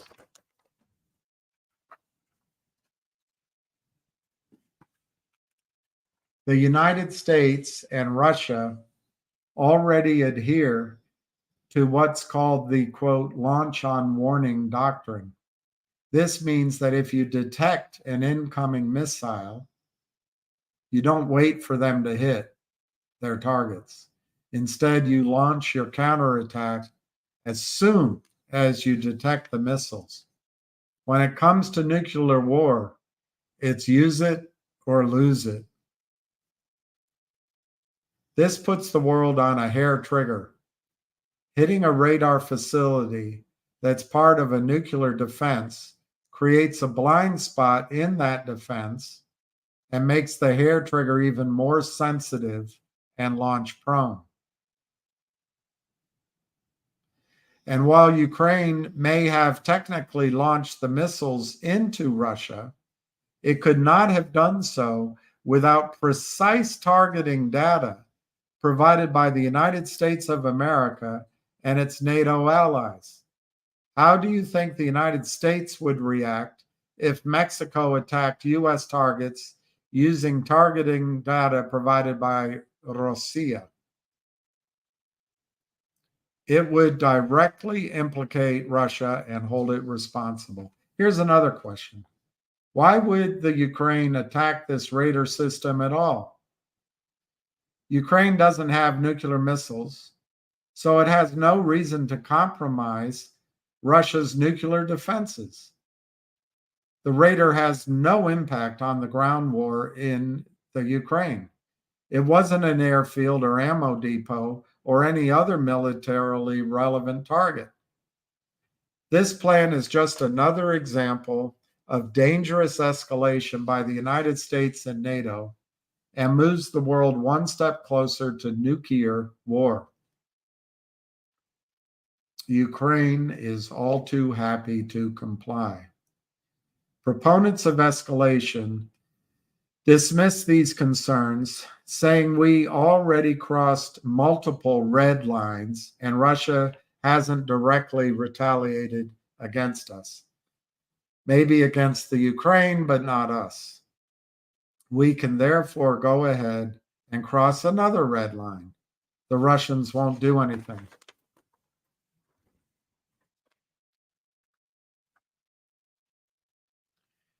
First off, that just provides more evidence that Vladimir Putin isn't some bloodthirsty maniac who cannot be deterred. He obviously can be, and clearly recognizes the dangers of escalation. He doesn't want war with the United States and NATO. Why would he? Secondly, and more importantly, NATO's arming and equipping of Ukraine was never a red line for Russia. Western observers simply assumed that providing HIMARS, ATACMS, and tanks would be a red line for Russia. But Russia never specifically said they were. They warned about the overall threat of escalation, but these were not specific red lines. But direct attacks on Russian soil are a different matter. Russian Foreign Minister Sergei Lavrov and Putin himself have issued specific warnings about NATO facilitation of attacks within Russia itself. That's the difference. Here's what Dmitry Medvedev, the deputy chairman of Russia's Security Council, had to say. Quote, Russia regards all long-range weapons used by Ukraine as already being directly controlled by servicemen from NATO countries. This is no military assistance. This is participation in a war against us. And such actions could well become a casus belli.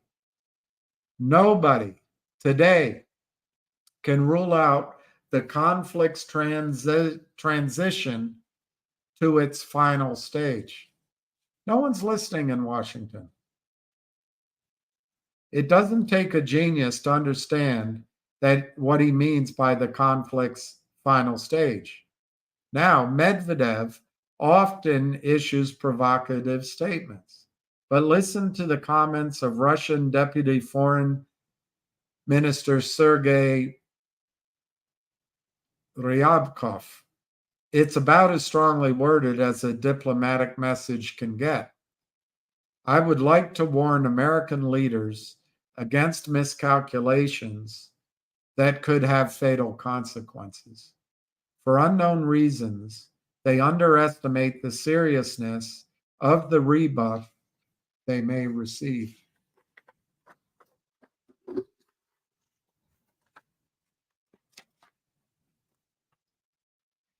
Except the reasons are not unknown. It's because the West is led by incompetent and reckless people who don't know what they're doing.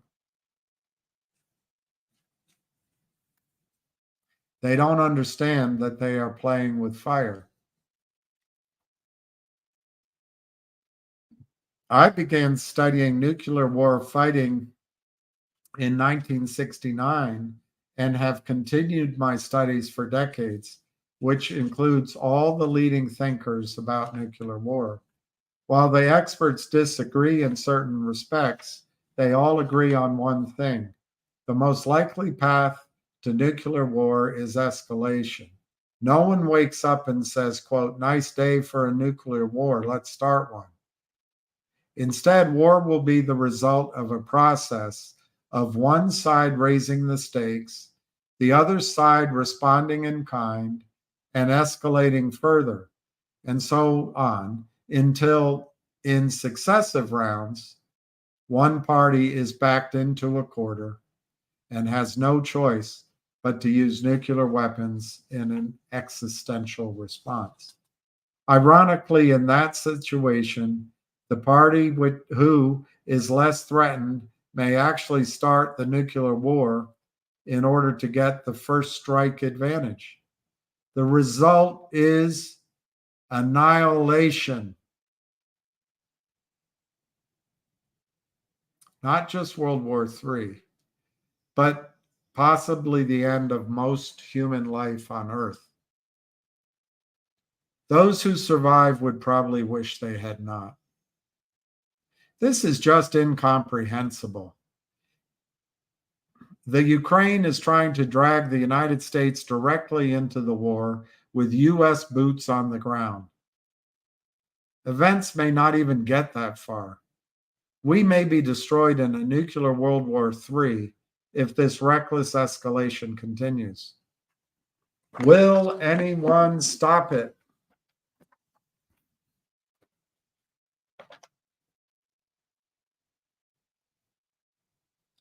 I think Donald Trump will stop it, but I don't think they're going to let him in. Hey, June. Masood. June Masood. I can't guess. Is it Iranian? Masood.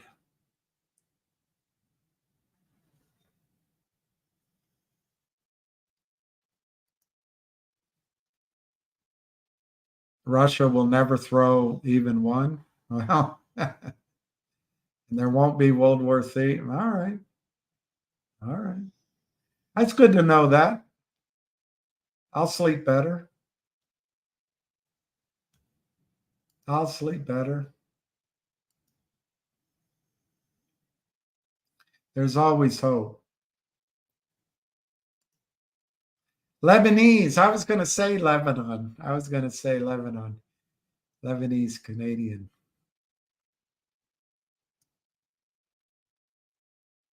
Oh, gosh.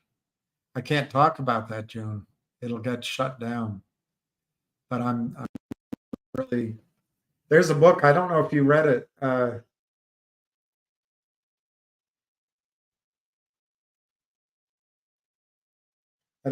have it. It's in storage. I think it was called House of Sand. Could have been called House of Sand. Let me look it up.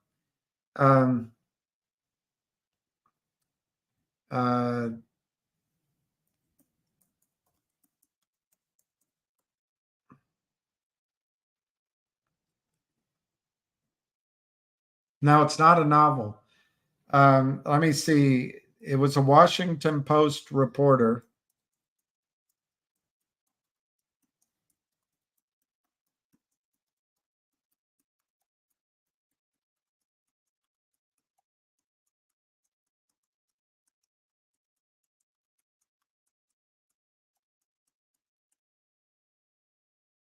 House of Stone. House of Stone. By Anthony Shadid. House of Stone. That book was amazing. Here, I'll read the Amazon review. In the summer of 2006, racing through Lebanon to report on the Israeli invasion, Anthony Shadid found himself in his family's ancestral home of Marjayoun. There he discovered his great-grandfather's once magnificent estate in near ruins, devastated by war. 1 year later, Shadid returned to Marjayoun, not to chronicle the violence, but to rebuild in the wake. So begins the story of a battle-scarred home and a journalist's wounded spirit, and how reconstructing the one came to fortify the other. In this bittersweet and resonant memoir, Shadid creates a mosaic of past and present, tracing the house's renewal alongside the history of his family's flight from Lebanon and resettlement in America around the turn of the 20th century. In the process, he memorializes a lost world and provides profound insights into a shifting Middle East. This paperback edition includes an afterword by the journalist Nada Bakri, Anthony Shadid's wife, reflecting on his legacy. Oh, that's right. I think he died. Anyway, it's called House of Stone, June. And it was a really good book. One thing I remember about it is, I guess, the diaspora from Lebanon. A lot of Lebanese ended up in Oklahoma.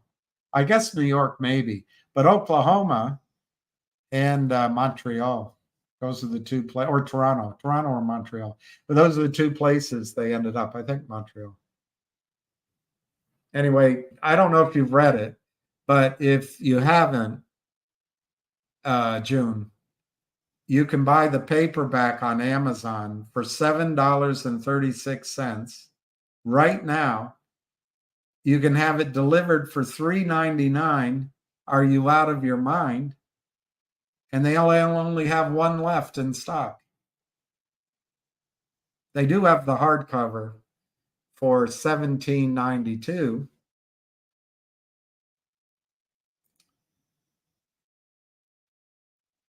And they have, doesn't say how many they have, but it's the same review. It's an incredible book.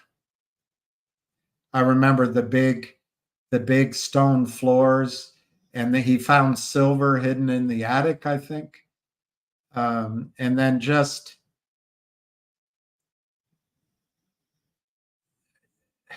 in a way, some of the old societal structures, if that's the right word, still were in place. Anyway, I found it a fascinating book. Montreal.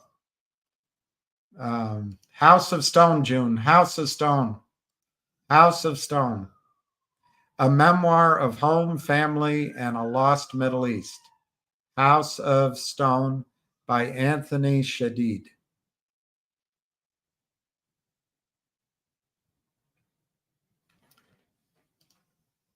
What's the deal with the $3 warrant on Finger? I hope they didn't lower it. Is that the news? Let me look the one. Let me look the one.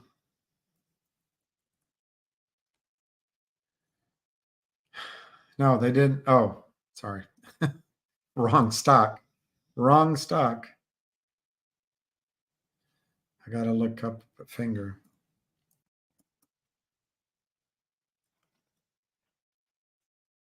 I don't see that the one. My opinion is they should leave the warrant at $7.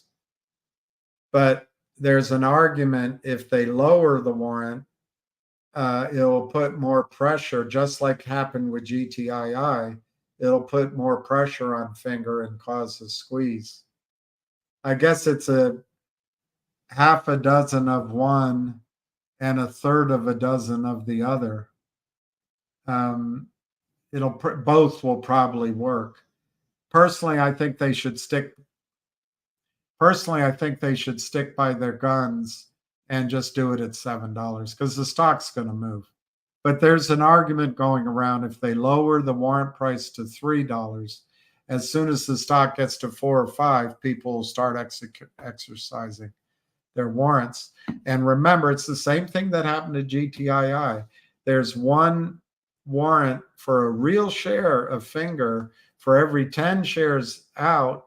And if there's really 250 million shares short, and I have to emphasize, we never really know. The only way, and I think it's unfair that we have to guess. I think Ann Wagner should stop listening to the liars that buy her steak dinners and make sure her daughters go to Harvard, and listen to her people, her investors, America. What's wrong with transparency? It's not privacy. It's just leveling the playing field. We're talking about data in a market. Why should the criminals not only have the data, but they can manufacture shares into existence in volumes that's on an industrial scale, and we don't even have access to the data? But anyway, the point is if one warrant is out there for every 10 shares, that creates 220 million or so new shares the shorts have to find, and it creates potentially whatever that arithmetic is, 230 million shares that the criminals have to locate all at once. It's the same idea of what was going on at GTII until George Fliakos of CSOM was bribed by the shorts. And you know what? He got $35 million. It doesn't help his shareholders, but I bet it darn sure helped his life in Corfu and Greece and south of France and southern Spain. Why is it south of France and southern Spain? Maybe because those were principalities way back when, and they were south of France, and Spain, it was part of Spain, so it's southern Spain.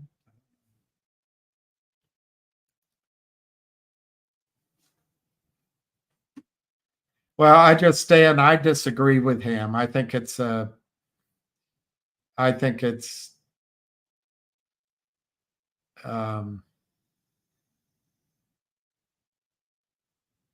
just disagree.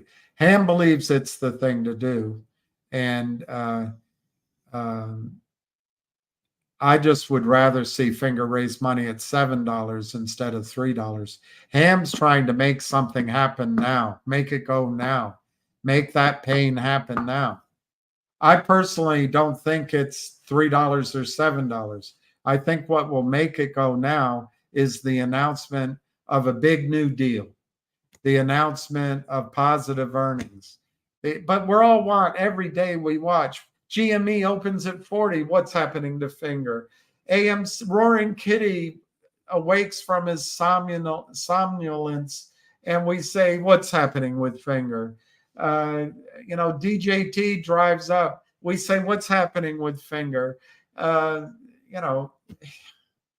Ham just wants to state that urge. I think anyway, if it's already done, it's already done. I think it's unnecessary, and it's selling 20 million shares at $3 instead of selling 20 million shares at $7. Which would you rather do if you're the CEO? Ham would argue that it triggers the squeeze.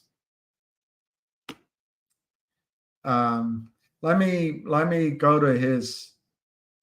Let me go to his Twitter and see what he's saying. I mean, Ham knows more about this than I do on all levels. So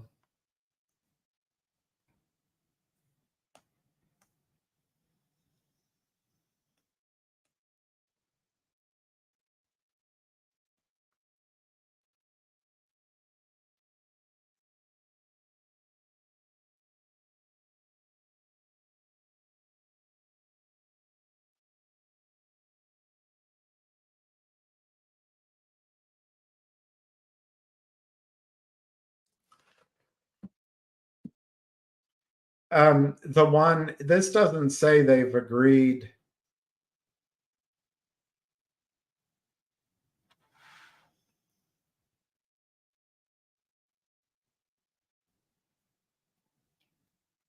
Yeah, they're in the money now.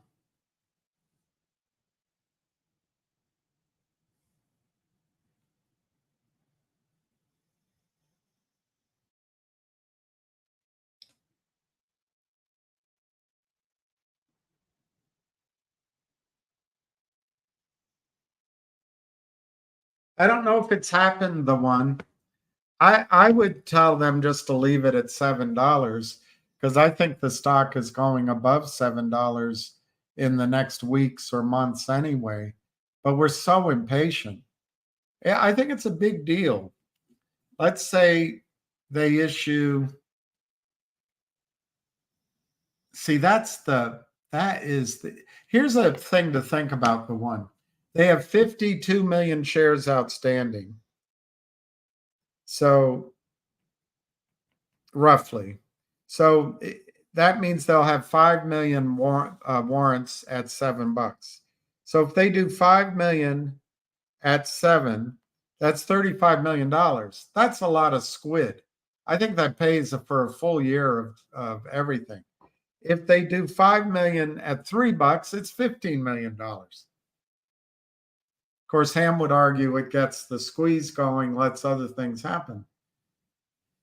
I mean, there's no right answer. But here's my point, the one. Think of this, the one.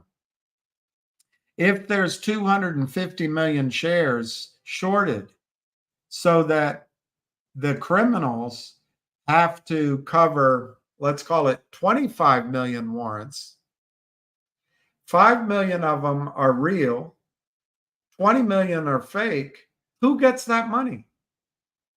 In other words, they'll exercise those 20 million warrants for stock that doesn't exist. Who gets the money? It should go to Finger, but it'll go to the brokerage houses. They have every which way but lose. Not loose. Every which way but lose. They do not lose.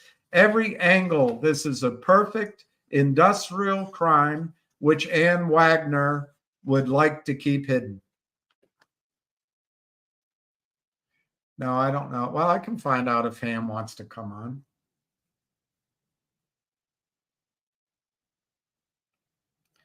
Let's see if Ham wants to come on. Then I can go get some ice for my foot. I really hurt my foot. I really hurt my foot. I'm an idiot. That means it's going to swell up. I won't be able to wear shoes because I get gout. All right, we'll see if he comes on. You might get your wish. Then you don't have to listen to me. Battery 100%. Connected to Bill's iPhone. Nvidia, my tattooed lady. Nvidia. My tattooed lady. So you look up Nvidia and you go to Yahoo Finance, which used to be, they used to own people's attention. All right, so you go to Nvidia and you get Franco Nevada. Well, that's a good company. Franco Nevada is 120. That's a good company, Franco Nevada. All right, so you want to do Nvidia. My tattooed lady. It's up 60, 1230.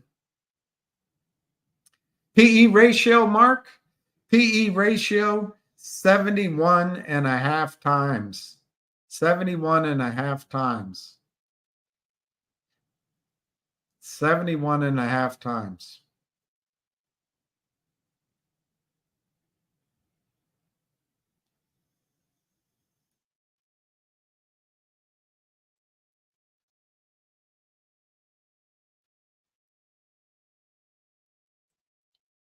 And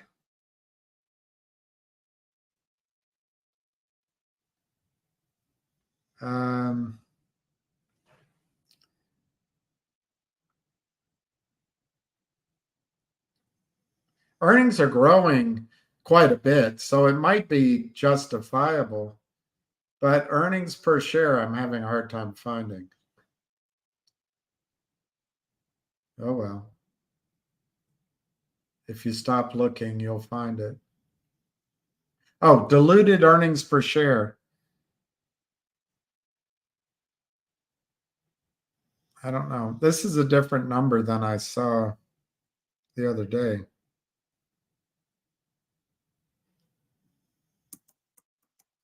Let's look on NASDAQ.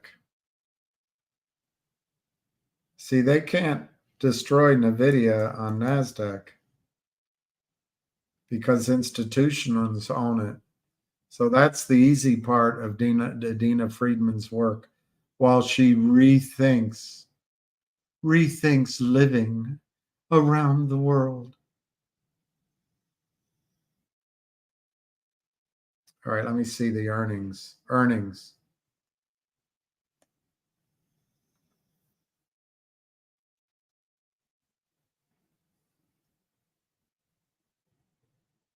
Earnings per share, $7.58 on the NASDAQ website, $7.58 a share. Pretty amazing. Hey, Donna. Well, see, what I would be worried about if it's at $3, they'll just try to keep the stock under 3. But it's at 306. So anyway, Dominic.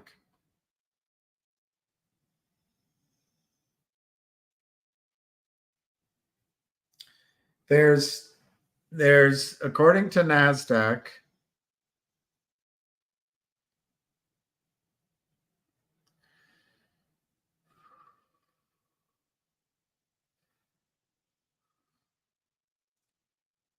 I have to look it up.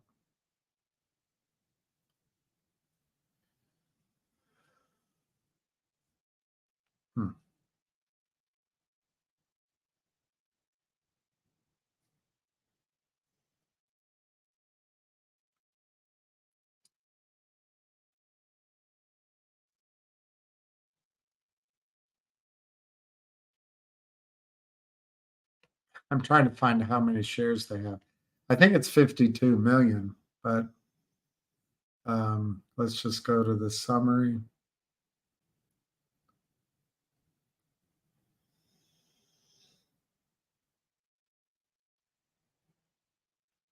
Doesn't say it. Let's go to OTC markets.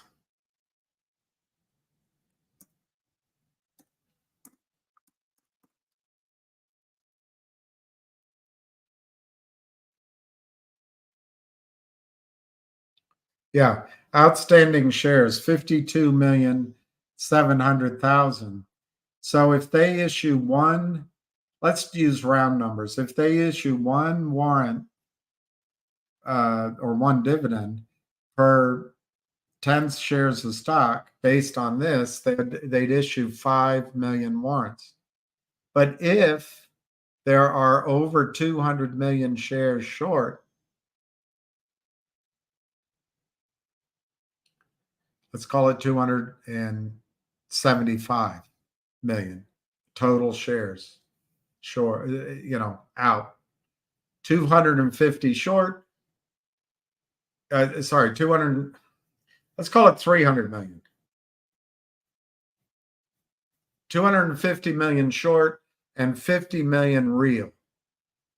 So that means they would have to, the system would have to make available to you and me, 1 for 10, 30 million new shares of Finger. But there's only 5 being created by the company. There's only 5 being created by the company. Now, obviously, Ham's idea is if they change the strike price to $3 and the stock's at 305, it's in the money and you start putting pressure on Wall Street. I think that'll just make them sell the stock down. But we'll find out. He knows, I'm telling you, he knows a lot more than I do. So I think they should have left it at 7. But theoretically, let's say the stock goes to $5. Well, if you, Dominic, wanted to buy more Finger rather than pay $5, you would exercise your warrants at 3 and sell them at 5. Or just exercise them at 3, put them in your account. Well, if the system has to come up with 30 million new shares to cover these warrants, this is what was happening with GTII before Greg Fliakos got us to move out. And he took 35 million from the market for a company no one cared about and still doesn't care about. COSM.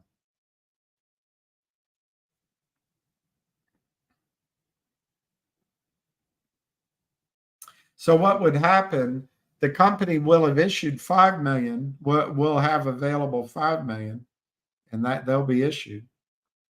That money will go to the company. And the difference between 5 million times 7 and 5 million times 3 is $20 million. It's a lot of money. But anyway, that money goes to the company. Now, the system gets caught out because they have to find those real shares. But guess what? They're going to exercise fake warrants. They're going to bring in 20 million, not 20 million, sorry. The $2 times 30 million shares. Let's say in my example, everybody sells at $5. It's $3. They're going to bring $3 in times 30 million shares, but Finger's only going to get 15 million of it. Who's getting the rest of it? That's where Mark Bazile should sue the company. That's not real money. And the auditors, what line are they going to put on their audit? That money should go to you, the shareholder. I tell you, Adina Friedman couldn't care less. She doesn't have any interest as long as she can be the big head honcho. The first woman chairman of NASDAQ, Adina Friedman. Yay, yay, yay. Does she do any work? Oh, no, she's not particularly concerned about her work. She just wants to make sure she's the first woman.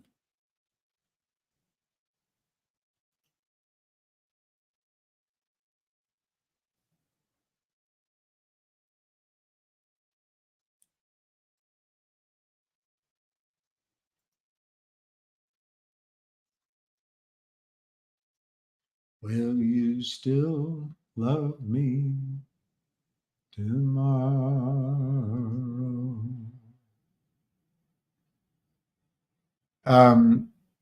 I don't know about that. I think anything we say is speculation, but Lynn Partners' website is just a blue. It says the Lynn Partners, Madison Avenue. Madison Avenue, claim to fame. No, I don't think they're closing up shop. I think they've taken down their website because they're probably in lawsuits. And their lawyers probably said, take all that information down. Take the pictures down. Take the contact details down. Take any promises down. Take any descriptions down, because it'll all appear in court. That's what I think. That's what I think.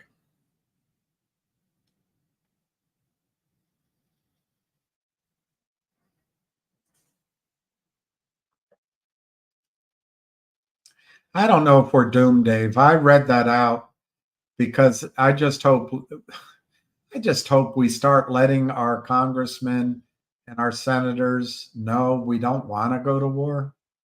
I don't know a single American that wants this war other than Victoria Nuland.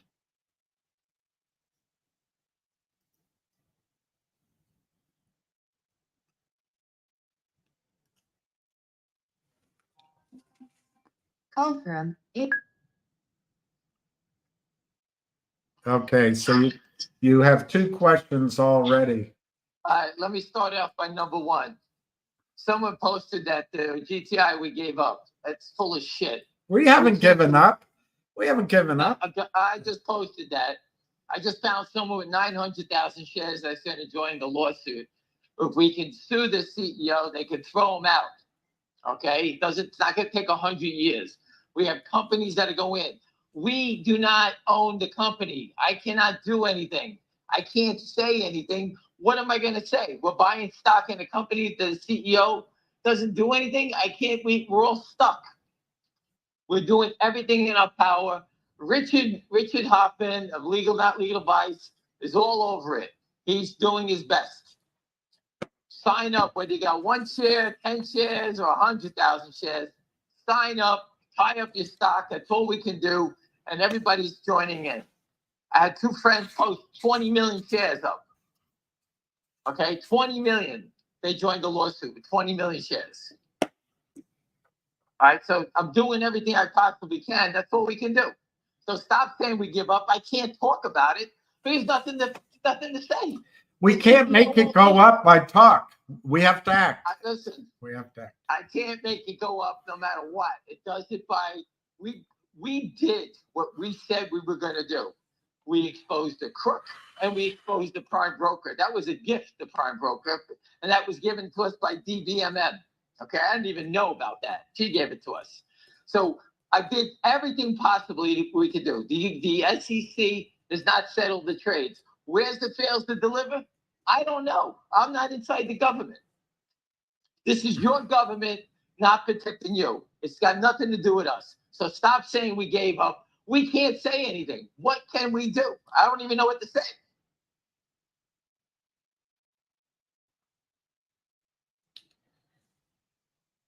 I'm sorry.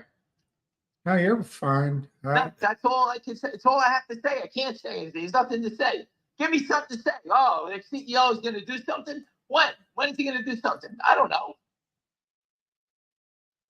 It's not over, I can tell you that. When they throw him out, we have companies that will join in. We can turn this thing around and turn around in a second. I can't tell you to buy the stock because the guy's not doing anything. All right, hurry up, go buy it. The CEO's not going to do anything. He's going to fight everybody to death until he dies. What can I say? That's all we know. Richard Hoffman reports on it. Read what he has to say. We're all supporting Richard. That's all we can do. Anyway, let's move on from that. There's nothing to say. You know what it is. If you have shares, get in touch with Richard, and he'll help support us to move this thing along. That's all we can do. All right. Next, what do you want to talk about next? Is it true they're moving it to $3? And how do warrants cause a short squeeze? No, we don't know. Our shareholder called up. He's a pretty big guy. He called the company up and he said, why don't you lower the warrants to 3, put him in the money? This way it becomes a, I don't agree on it, but what's the difference? It doesn't make a difference. The company gets less money, but this is something that they can look at. And the theory is that this will force the shorts, a lot of stuff to happen faster. Remember, it's going to have its own symbol. It's going to be tradable. Oh, it is So tradable. Wow. Let's say the warrants open up and the market in the warrants is a $3 option. I own 10,000 shares. I get 10% of it, so I have 1,000 warrants. And all of a sudden they go 325 to 330, and it's a 2 or 3 year warrant at $3. I'll bet your ass at $3. Excuse me, at 30 cents because it's going to be above 30. You bet your ass I'm going to find a buyer and we're going to buy these things because it's a free shot for a couple of years. Who's going to sell them? What are we going to sell? 1,000 shares to make 30 cents? So I think it's a good idea to put it into play faster. But what are they going to do? They can't support. They'll be liable right away. So maybe it happens. I don't know. It's a great idea. Listen, I report whatever ideas I hear. All right. I agree. I think it's something that can work. Again, we're fighting. Look what they're doing to MMTLP, and look at the bullshit going on in GameStop. And you're asking me, what should we do? Should we just sit here and do nothing? So we have to try to figure out what's going to work. We don't know. We're all in the dark here. We have no goddamn clue. We're doing everything we could possibly do to expose the system. The best way to do it is leave the goddamn country. That's the way I see it. Start our own exchange. That was my idea. But I'm not rich. I'm not BlackRock. I'm not Citadel. And I just don't have the access to do it. Otherwise, it'd be up already. It would be okay. The U.S. government is a disgrace. I don't know how they even allowed us to go on. MMTL people, I don't know, it's almost 600 days now. And it's like off the headlines. I always tell you, they try to get it off the news. Don't talk about it. No, everyone forgets. It's like anything else. If you drop dead, William, after 2 weeks, no one's going to know you were even here, right? That's the way it goes. I'm not saying you, I'm just saying that's life. Like Ozymandias. I don't know what that is. Who is It's a that? poem. It's Shelley, I think. But it's just this big monument in the middle of the sand, and anyway. He's forgotten. He's forgotten. That's the point. That's what happens. It happens to everything. Everyone forgets. Everyone thinks that we gave you a clunker in GTII. It went from below $1 to $9. Just add some zeros on, so let's make believe it was $10, and it went to $90. That's how big the move was in that stock. That guy Lou told people to buy it. He dropped dead, and those people are coming to us now. And we never told people to go chasing it to buy it. If you listen to everything we ever say, we always say accumulate it, buy it on dips, don't chase anything. It gets dangerous when you do that. I say the same thing every day. I don't sit there and say, hurry, go buy it at the market. You're going to miss out. We never say that. We say it in finger motion every day. Accumulate, buy 200. If you're buying 1,000, you buy 200, you wait. And you can buy some a little lower and a little here. That's how you buy a position. Look how dangerous the short squeeze is. They squeeze up. GameStop went to 80 recently. You don't think some poor investor paid 70, 60, 50? I don't care if it's 100 shares. That's a lot of money they lost. Again, it's a dangerous game, but we don't control it. The government does, and they turn their back on us. So I've been fighting for 24 years. William's probably fighting 4 years now, right? I don't even know how long you've been here. I could have had a family. I can tell you this. Go back in time. I fought this battle on the Raging Bull with no voice. We had no voice. We didn't have YouTube. We didn't have anything. We had Patrick Byrne. If Patrick Byrne didn't put out videos and update us, we couldn't even find stuff back then. And we survived it, and look where we are today. Patrick Byrne did his thing, squeezed the stock, sold it, disappeared. That was the end of him. All right? He's entitled. He made his money, whatever he had to do, his family, whatever he did. He built a company, and he moved along. And he realized that this is a tough fight. And he went on to other things. Me, I have no choice. I'm fighting to the death. That's the way it goes. I can't make stocks. I can't stop the fraud. If I could stop the fraud, I'd be throwing Lynn Partners out of their windows by now. Are you crazy? These guys are murderers. As a matter of fact, my friend just told me about a stock. I just put it up. GVP or GVP or GVB. I can't remember the symbol. He's hearing that there's going to be a negative story on it. Lynn's involved somehow, and they're going to attack it. So I told people, be careful. If you're long, be careful. I don't know what they're going to do. So I just put up what I heard. That's what I heard. I have to be the policeman on the beat. Are you kidding me? I don't own the stock. I never even heard of it before, but I relayed it in case anyone's in here. KNW, there's 100% they're doing some sort of wham bam dance in here. These guys are moving stock back and forth. This stock has no volume, then all of a sudden it has big volume. Who in their right mind is buying the stock when I warn them every day? The CEO can tell them whatever the fuck he wants to tell shareholders. He's just sending them all to their death. No one gets out of these debt spirals. No one gets out alive. I don't know one company that gets out alive unless you pay them off. KNW is a company that's doing trials. They're not even anywhere. They don't even have a product yet. They're working on it. I hope they make it. It's for diabetes, but they're never gonna. They're gonna burn through money, burn through people, pay everybody off, and keep going back to the well. What happened? CELU did the same thing. They killed it, they reversed it, and they're killing it again. It's the same pattern. SYTA was the Lynn Partners deal. They shorted it, reversed it, shorted it back down twice already. That's what they do. That's what I see. That's what I do. The pattern's right there. They told you they're up 200%. All their investments are wiped out. How do you make money when everything you invest in goes to zero? I don't know how you do it. No one on this phone knows how to do it. Warren Buffett couldn't survive all these hits. But yet Lynn Partner and the guy in Australia are up 200%. Tell us what we're doing wrong. Listen, if you guys want to start a trading hotline, I'll put you in every fucking hot name possible. You'll be up and down. You'll be fainting. That's how fast the moves are in all these names. I can tell you to go buy Nvidia. I can tell you to buy GameStop, buy it here, sell it here, buy it here, sell it here. But I don't want to do that. Make your own decisions on it. I'm not your broker. I'm not your friend. I'm not going to trade for you. I'm reporting what I see on finger motion. I reported everything we saw in GTII for 4 years. We squeezed them. The CEO looks like he gave up.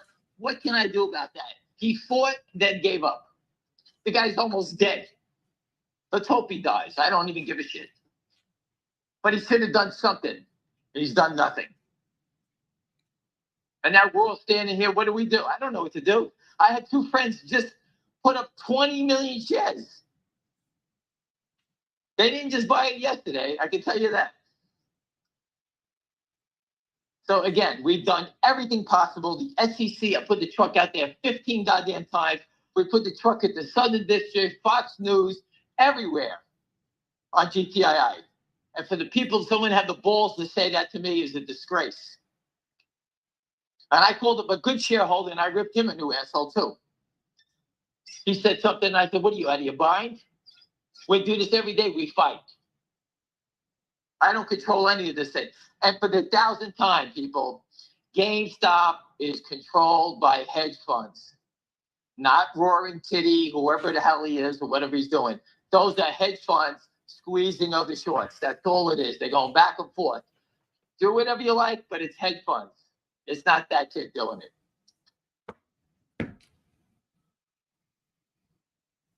We can't move a $3 stock. This guy's moving $30 stock. Your ass is moving a $30 stock. Those are hedge funds working together, trying to squeeze a short. That's all they're doing. And guess what they do, hedge funds? They squeeze it up. They get it green on the day. It starts to pop. What do you think they're doing? They start selling. They're selling calls against it. You don't even know what they're doing. But I can guarantee you the guys that are playing this game are all over it, both sides. Now, there may be an algorithm or somebody short big time. I don't know. I don't follow it close enough. I gave up on it 2024 and 2020. It squeezed to 80 on, what's his name? Roaring Kitty said, I'm back. Back to what? What did he do? It went to 80. Now there's more noise about it now, and the stock doesn't squeeze anywhere anymore. How's that possible? What's going on?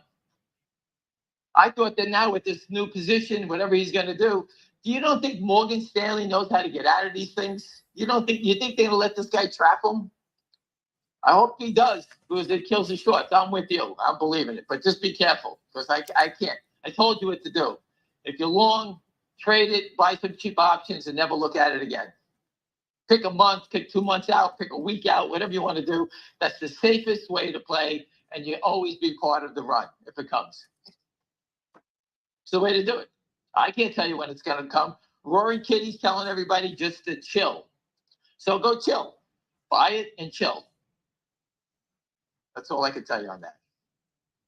Finger motion, I'm in a firefight. I fight every day. This is my second call today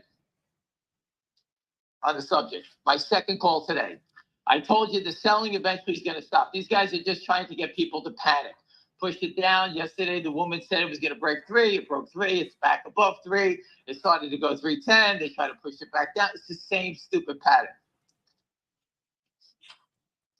Today, I don't know, 5:30, Doza puts up this short interest.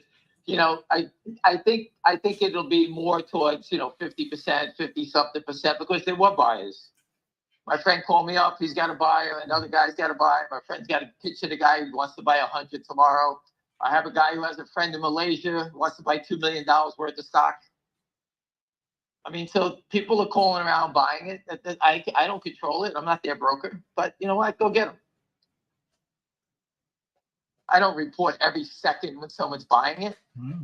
When they're buying it, I observe it to see what they're doing. I hope that's true. And this way I can report back to you what I see or what I feel. That's the only reason I follow it. Let's hope the company reduces the warrant, and let's see the game. Remember, these warrants are going to be a market in them. The strike is 3. What's the premium on an option? So if it's a 2-year warrant, listen, if it was off at 50 cents, I'd buy it. That means I'm paying $3.50 for the stock to own it for 50 cents, like an option. The question, who's going to sell them? I don't think anybody's going to sell them. Because if the stock goes to 100, you got 1,000 shares, you make the difference between 100 and $3, $70 for free. If you're that broke, sell your position and go away. Because listen, I got it. I've been that broke. Okay? I understand it. I remember one time throwing pennies on the toll booth on the Verrazano Bridge. All right? That's how broke you go sometimes. That's just the way it is. You got to dig yourself out of it. If you're upside down and you can't handle it, move along. Don't let it destroy your life. Life is too short. These scumbags don't care. Lynn Partners would fuck your mother for a quarter. That's what scumbags these guys are. And they have been. They destroyed company after company years, and they walk around like who the fuck they are. That's the type of people you're dealing with. Get used to it. This is Wall Street. This is worse than the fucking streets. They don't even have a gun and a mask, and they run around. That's what we're in. All right? These guys deserve way worse than they're gonna get. Trust me. This is disgusting what's going on. The Kramers, they're trash. They belong in jail. Those guys, everybody knows they're trash. These guys are pretending they're JP Morgan and they're just a bunch of fucking thugs. And just look at the guy at Credit who blew up Credit Suisse, that Chinese guy. The whole firm, they're all ratting each other out now. Each one of them are ratting each other out. That's what's going to happen.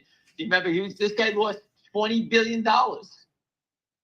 Watch how fast they start to rat each other out. $20 billion, people are going to jail for a long time. And they're all squealing on each other now. And that's what always happens. These guys can act.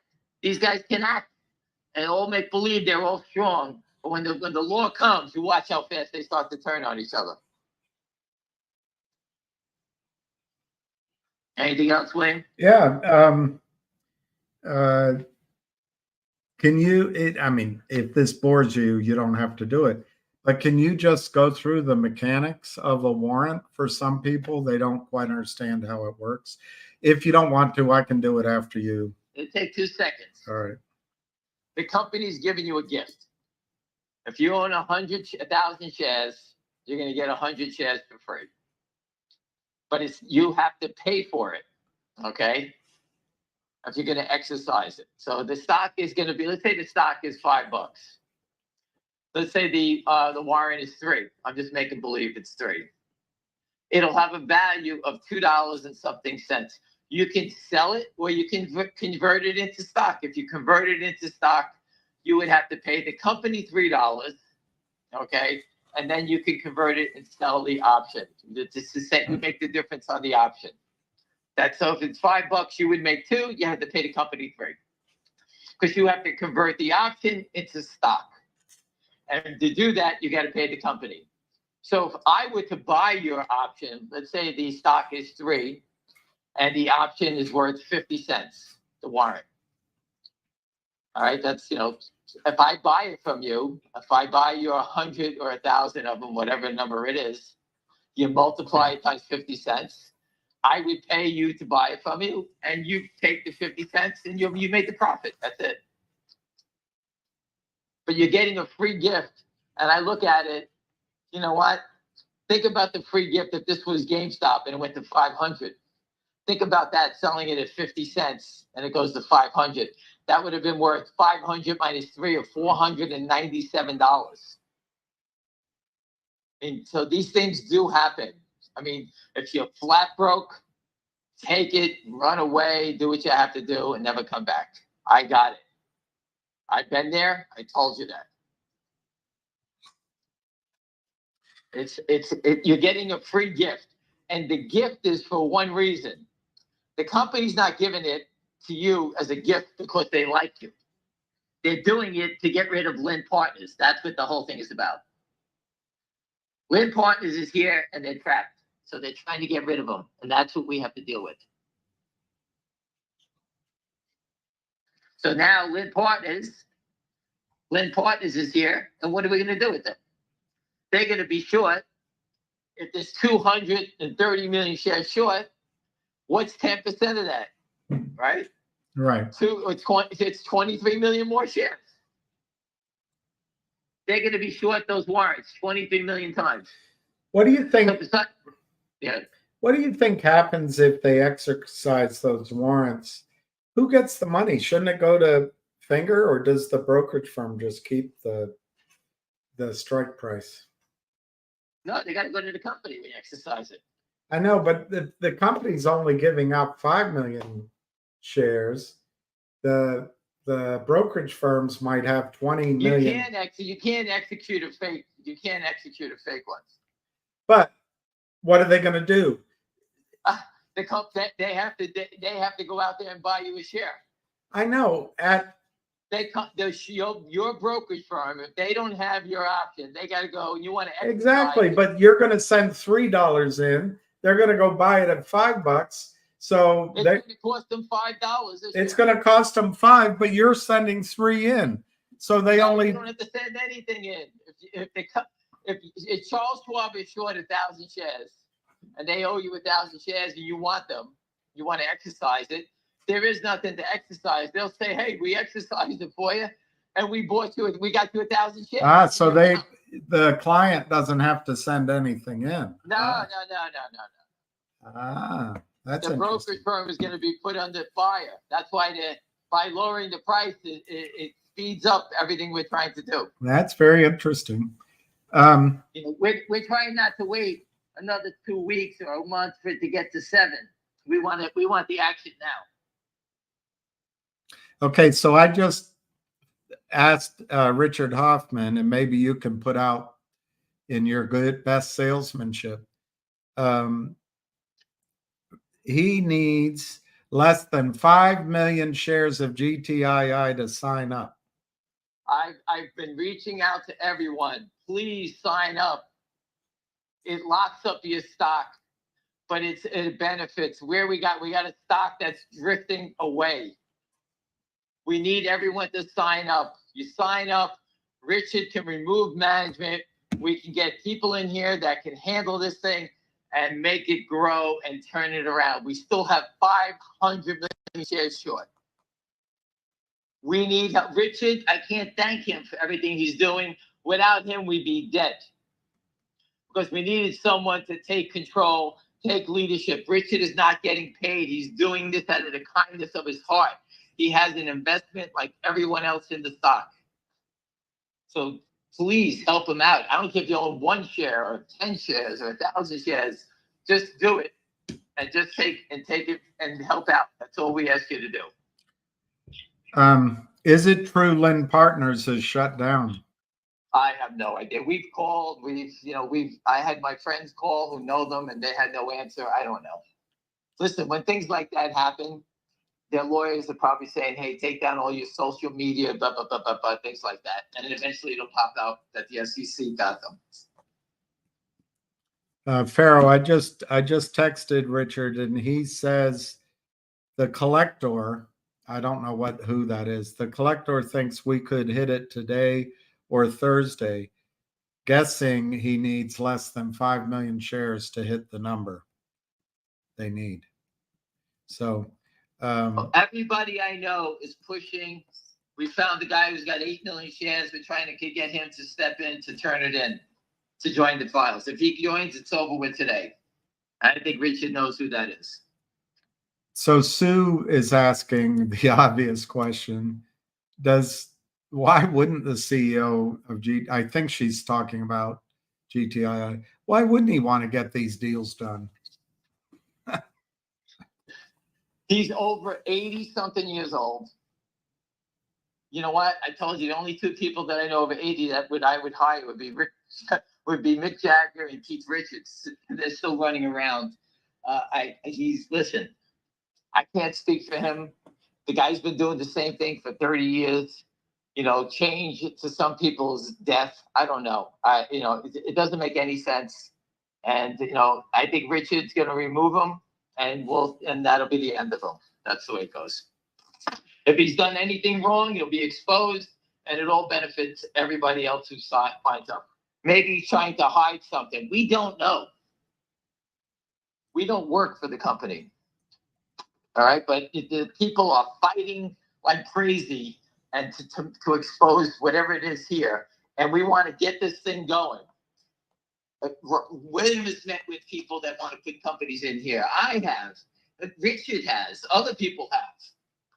And those guys can confirm it. She says, have the shorts paid him? I have that worry sometimes too, but we don't know. Can we all call him? I don't know. I don't know his number. I don't think it would be effective, but.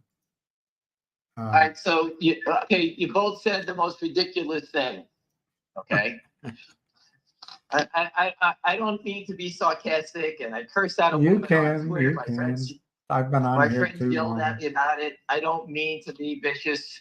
Okay. I've been on too long today. Don't worry. All right. So You can anyway, jump on me. If the CEO did any funny business, he cannot hide 500 million shares short. He cannot help the shorts in any way. That would be seen, and you can see that when Richard gets in here, everything will be opened up, right? So he cannot possibly have done that. All right? You would see it in a filing. You could see it somewhere. Unless he's committing complete total fraud, it has to show up somewhere. So that is completely false. Okay. Relax. So do you think the stock GDC is about to do something? Well, I'm praying it goes. I'm told it's going to make a big move. That's all I know. I want to sell out all the shares that I have and buy more finger motion. So yes, I hope and pray that it goes today, tomorrow, and we can all be happy.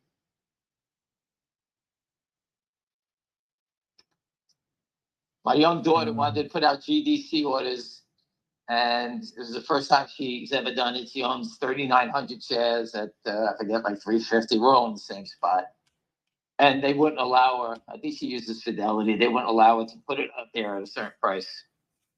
That was too high or something like that.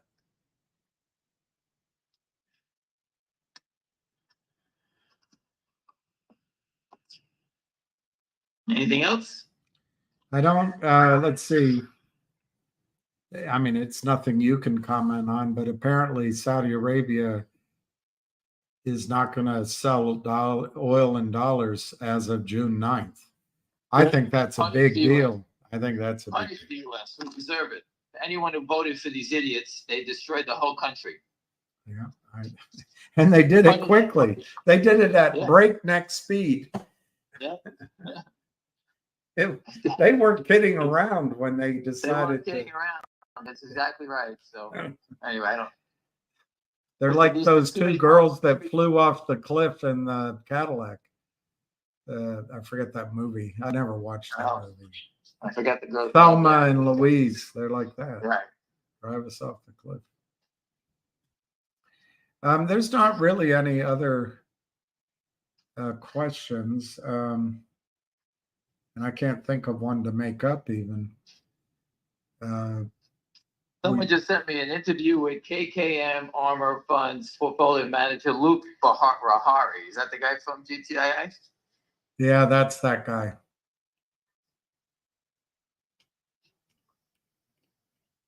What's the article? Some interview. I just texted it to you. You can put it up, show everybody wherever it is. All right. Anyway, I'm going to my daughter's for dinner. Have a great night. You'll see me on Twitter ripping up later on. And hey, listen, 24 years in counting. If people don't believe I'm the real deal hanging out here, I've been here a long time. And just look what Citadel and BlackRock want to do. They want to start their own exchange. Where did you see that before? Who said that before? Start an exchange, right? So again, I'm not the brightest guy, but I'm not a dope. All right, and I fight. I wear my heart on my sleeve, and I keep fighting, and that's just the way it is. I can't stop this fraud. Trust me. Give me a baseball bat and let me get a couple of swings. I'll end it. That's how mad I am. So again, anyone, if you got 1 share, 1,000 shares, please sign up at Richard. Let's get this over with. Start the lawsuit pending. I'm told it'll move quickly once you get the 10% holders of the company. We can throw out the CEO. So that's all we can do there. The figure motion, let the game begin. I told you, William said it the best. The downside in the stock is up. Benchmark even told us it's got a $5 target. Who's selling it at below 3 again? So that's what I see. Anyway, I'm running to dinner. Have a good night. I'm going to get my chicken parmesan. I'll speak to you later. That sounds great. All right. I've been thinking about it all day. All right. I'll speak to you later. Bye. Call ended.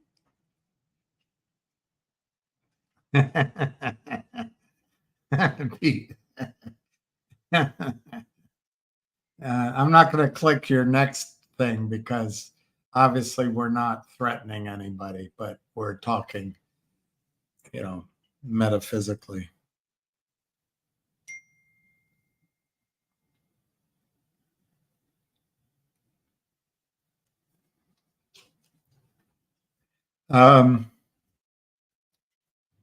Did you see the 15.9 million option on DJT? Let me look.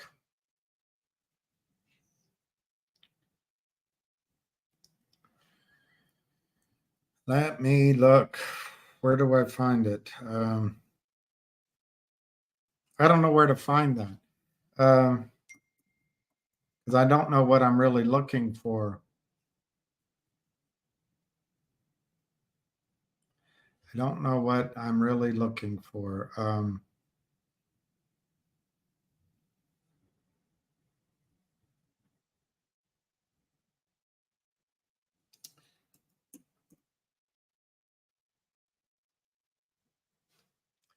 So I guess I'm going to say no, I didn't see that.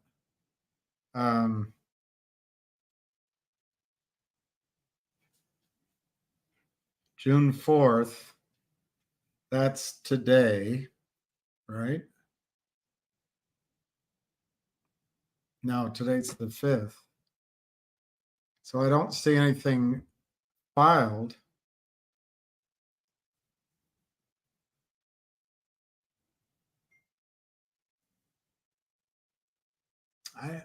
I don't know. No, I guess I don't know.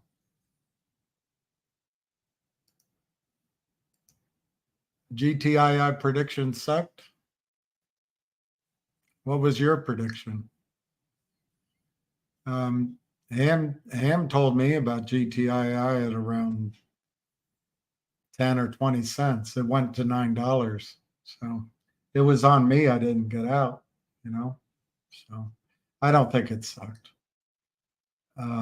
I think it sucks that people like you work in collusion and you break the laws and you sell stock that doesn't exist and you punish retail all for your own greed. I think that sucks.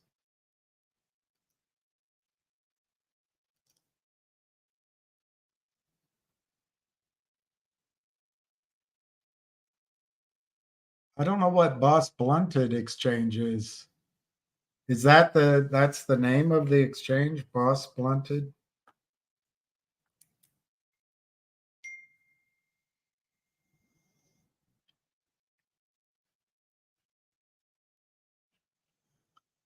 I'll look it up. I like the idea of using, I think NASDAQ, I don't know about New York Stock Exchange, but NASDAQ is hopeless unless you're a big company or you don't need capital. Adina Friedman is just silly. She's frilly and she's silly. No, I know you didn't. I know you didn't, Pete. I just was afraid of how what I was. Anyway, I thought it was a good comment. I didn't want to read it out. I was just trying to be overly cautious.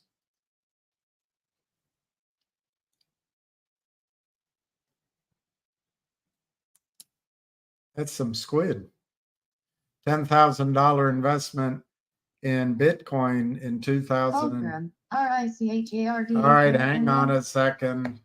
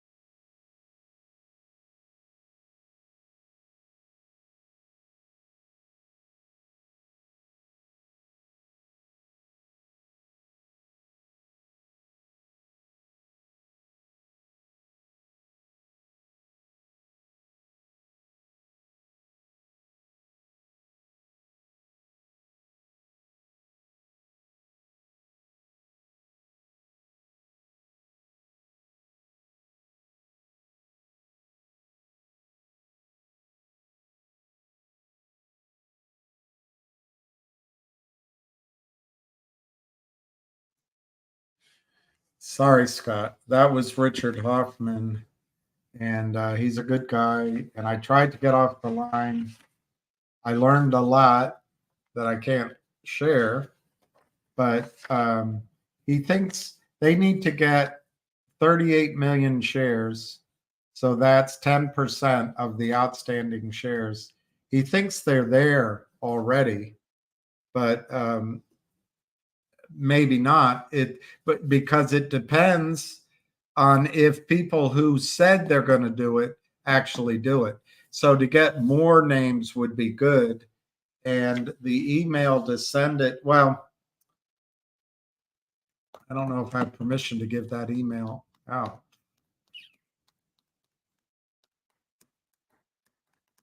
That's a conundrum. I guess you can email me and I will send you the email to send it. But anyway, I'm going to send my GTII. I'm going to commit my shares. He thinks they'll have enough today, and then we'll force to put to remove management. It looks like this one anyway. We'll see. There may be another guy that wants to take charge of it. So we'll see how that goes. Oh, Richard has it on Twitter. Okay.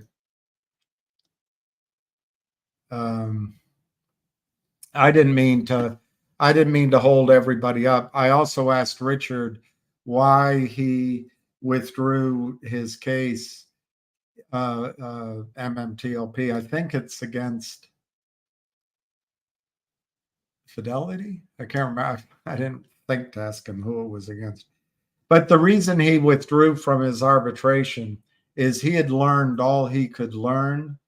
And I really think it says a lot of credit to him. He realized a risk that if he went forward with the arbitration, if the arbiters were, I'll use my words, if they were bought off, if they were on the side of the criminals, he didn't say that. The arbiters could say, all right, you win. We'll give you 50 cents or we'll give you, $50. You win. And then technically it's a win, but then it would be a disaster for our fight against MMTLP. I really think Richard is doing the right things for the right reasons. Yeah, Fidelity.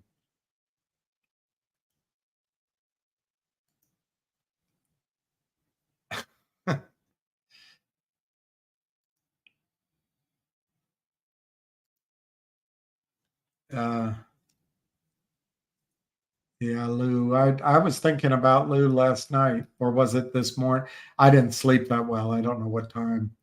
I'm sure he's in this fight with us still. And, I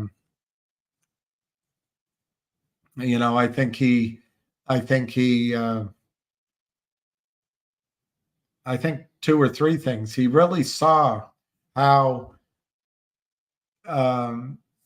he could help, but then we could all help together working as a group.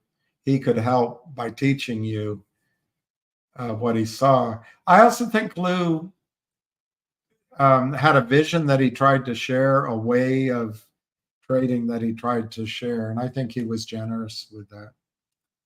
And I think it's way too young for him to have had to die. But I think he's still in our, he's still in our, what do you call this? The group. He's still in our efforts. And I know there was one woman on here right now. I'm forgetting her name, but it pops into my head sometimes. She was really offended that I called out Lou and Frank Benedetto and George Fliakos. But that's just how I see what happened to GTII, and, pretending it didn't.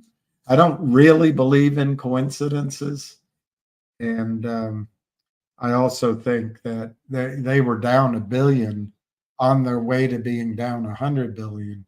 They were going to spread money around like it was ivory soap at a you know, a mud fight. So anyway, I guess she got very upset and she hasn't returned because he's dead. And how dare you speak ill of someone? Well, I think Lou would have, one, I think he would have responded and said, hey, I didn't do that. Or if he did it, he might have said, you know, I didn't know. I was learning. Or I just don't think he had ill will against you guys. And he might have ended up getting mad at me for suggesting that. But I think Lou, of all people, realized that Wall Street is a dog-eat-dog world. I told you once there was a guy that became one of the wealthiest men in DC, and he would call it, I think he was Greek, actually. He would call it a dog-eat-dog world. The dog-eat-dog world. I think he's right about that. The best thing about this world are the doggies. But anyway, I think Lou would have acknowledged that in this fight, you've got to realize it's all about money. They don't care. The other side doesn't care about you. They'll say anything. They'll cajole. They'll cry. They'll have hurt feelings. They'll be bullies if they're strong. They'll mislead. They'll, hop from bed to bed. They'll do anything to make money. And I think Lou would recognize that. And I think he'd also understand why I see what I saw happen that way. Now, he wanted answers, and he didn't get them from Reichman. Reichman wouldn't talk to him. But I think he got, at a minimum, he got used by George Fliakos at COSM. Absolutely got used. He got played. And that just shows that maybe Lou was a bit amateur, as we all are. But, sometimes having access to the CEO isn't the best. You got to use your judgment, you got to use your judgment.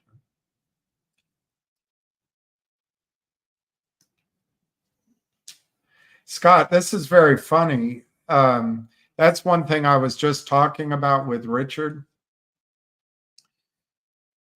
And to be specific about it,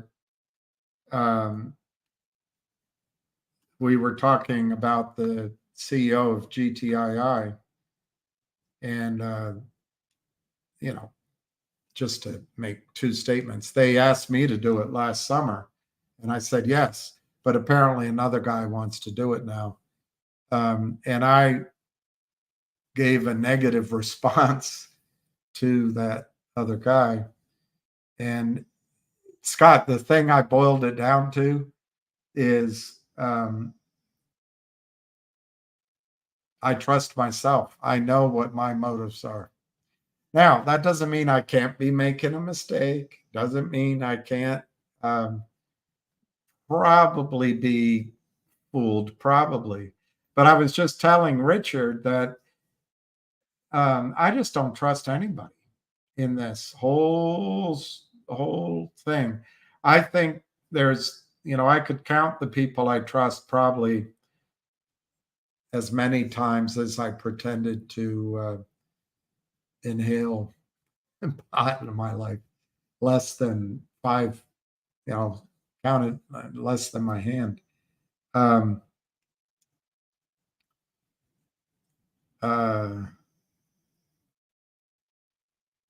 what Richard said was, he said, well, I go in, I trust people, Richard said.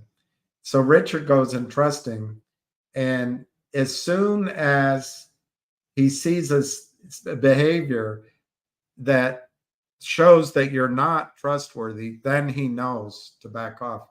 It's funny. That's how I've always lived my life. But I guess because of personal experiences over the last handful of years, shocking to me, searingly painful personal disappointments, breaking of trust, and so on my brain, as a friend of mine told me, she said, why you go over it all these times is you're trying to figure out what happened. So there might be that aspect, but in this whole thing, Scott, I got to tell you, I have never been wrong on my bold assessment. On some of my assessments on the edge, I've made that assessment, challenged it, and then was able to step back from it. The best example I give of that is Mark Bazile. I listened to his call this morning. I thought he did a great job. I think he's doing a great job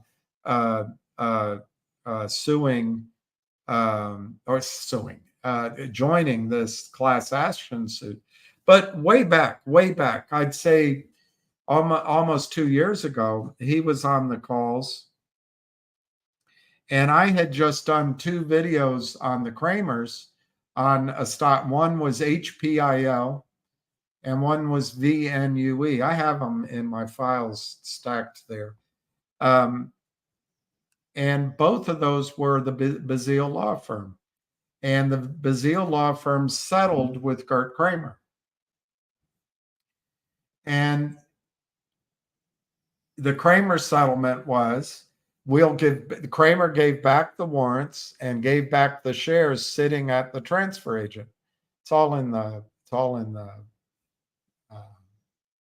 press release. And then Kramer said, you did nothing wrong. The company said you did nothing wrong. And they just went on their way. I didn't like that at all. I thought that was, for Kurt Kramer, that was a get out of jail free card. There were no consequences, and it didn't address the fact that Kramer's clients give him a kickback. It wasn't about the warrants. It wasn't about the shares there. It's about the massive flood of shares sold that benefits the hedge funds. On top of that, I predicted it. I did the video. I said, these stocks are seller box. They'll never get up. They'll never get up off the floor again. So it wasn't a good settlement for shareholders. And Scott, we were just talking about that too, how lawyers, when you study business law and when you do what I do, you realize the responsibility of the board and of the CEO is to shareholders. That's like that chick, Pierce, but her name's Pers, Hester Pers. She said that FINRA is not beholden, the language of a feminist, is not beholden to Marxist more than a feminist, not beholden to a list. Well, it's because FINRA is a company. It's a public company. And then who are the managers and the CEOs beholden to? The argument in a strict business school sense is the shareholders. And we were just talking about that. Somewhere along the line, the lawyers start telling, like, use popcorn as an example. It's not the shareholders per se, it's the company. So your responsibility is for the company to survive, therefore the shareholders survive. And once they make that distinction, the lawyers, it pops into the CEO's head, hey, I can issue more shares. I can protect my situation with options, but at least I'm going to get a salary. I'm going to have my kids go to the best schools. I can stay married to the secretary instead of the battle axe. I'm making it up. I don't know what happens. My grandkids are going to be protected. I'm going to have health care. The lawyers start saying it's okay just to look after the company. And dilution to the shareholders becomes something they don't even think about. Because the lawyers are saying now your responsibility is to make the company survive. And so I didn't like Mark Bazile's settlements with HPIL and VNU. So I went on a call with Mark, and I didn't know all these people. I didn't know the difference between Busy Brands and Drew Diligence, for example. I didn't know the difference between 100% and I can't think of some of the other names. I just didn't know who anybody was. But I went on the call and he asked for a mic. I was given a mic, which was nice. And I asked I asked Mark Bazile the question live. And what struck me more than the answer was that he, and I was still like, is he playing me? It's still like, what struck me is how directly he answered it, and also how he recognized my question, how he understood why I would ask that question, and he respected it. And his answer simply was, the CEOs made that decision. So it wasn't Mark's decision. It was the CEO's decision. And it goes back to that same thing I just took a long time describing. The CEO starts thinking, I've got to make this company survive. They stop thinking about the thing I talk to you all the time, the per share value, what happens to the shareholders. And that's why when I've been thinking about GTII all these time, look, if people don't want me to do it, they don't want me. But I know exactly how I do it. I know where my motives are, and I know what the result will be. But I don't. I'm sure other people can do it too. I'm sure. So anyway, Scott, I appreciate that you say that. I get off these calls, Scott, you won't believe it. And I feel like I can feel that small. I told you the story when I called my grandmother years ago. I had switched firms and I was going through a period of doubt. And I called her up. I can still remember her number almost. I had it memorized. I don't have it. HELOC 10. Anyway, we used to have to remember numbers. And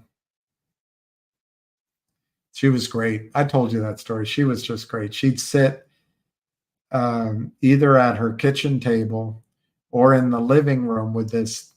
She had one of the switches with a long wire that you could change your TV station. And she'd watched. She knew politics. She's a wonderful person. She's one of the people that gave me unconditional love all my life. But she answered, hello, dear. I can't do her voice. Cigarettes. Hello, dear. And she said, how are you? And I said, I don't know, Graham. I feel like I'm 8 years old. I'm just so. And she said to me, we all feel that way. Everybody feels 8 years old. So anyway, Scott, sometimes I get off these calls and I'm so drained emotionally, and I'm embarrassed that I lost my cool, or I said something the wrong way, or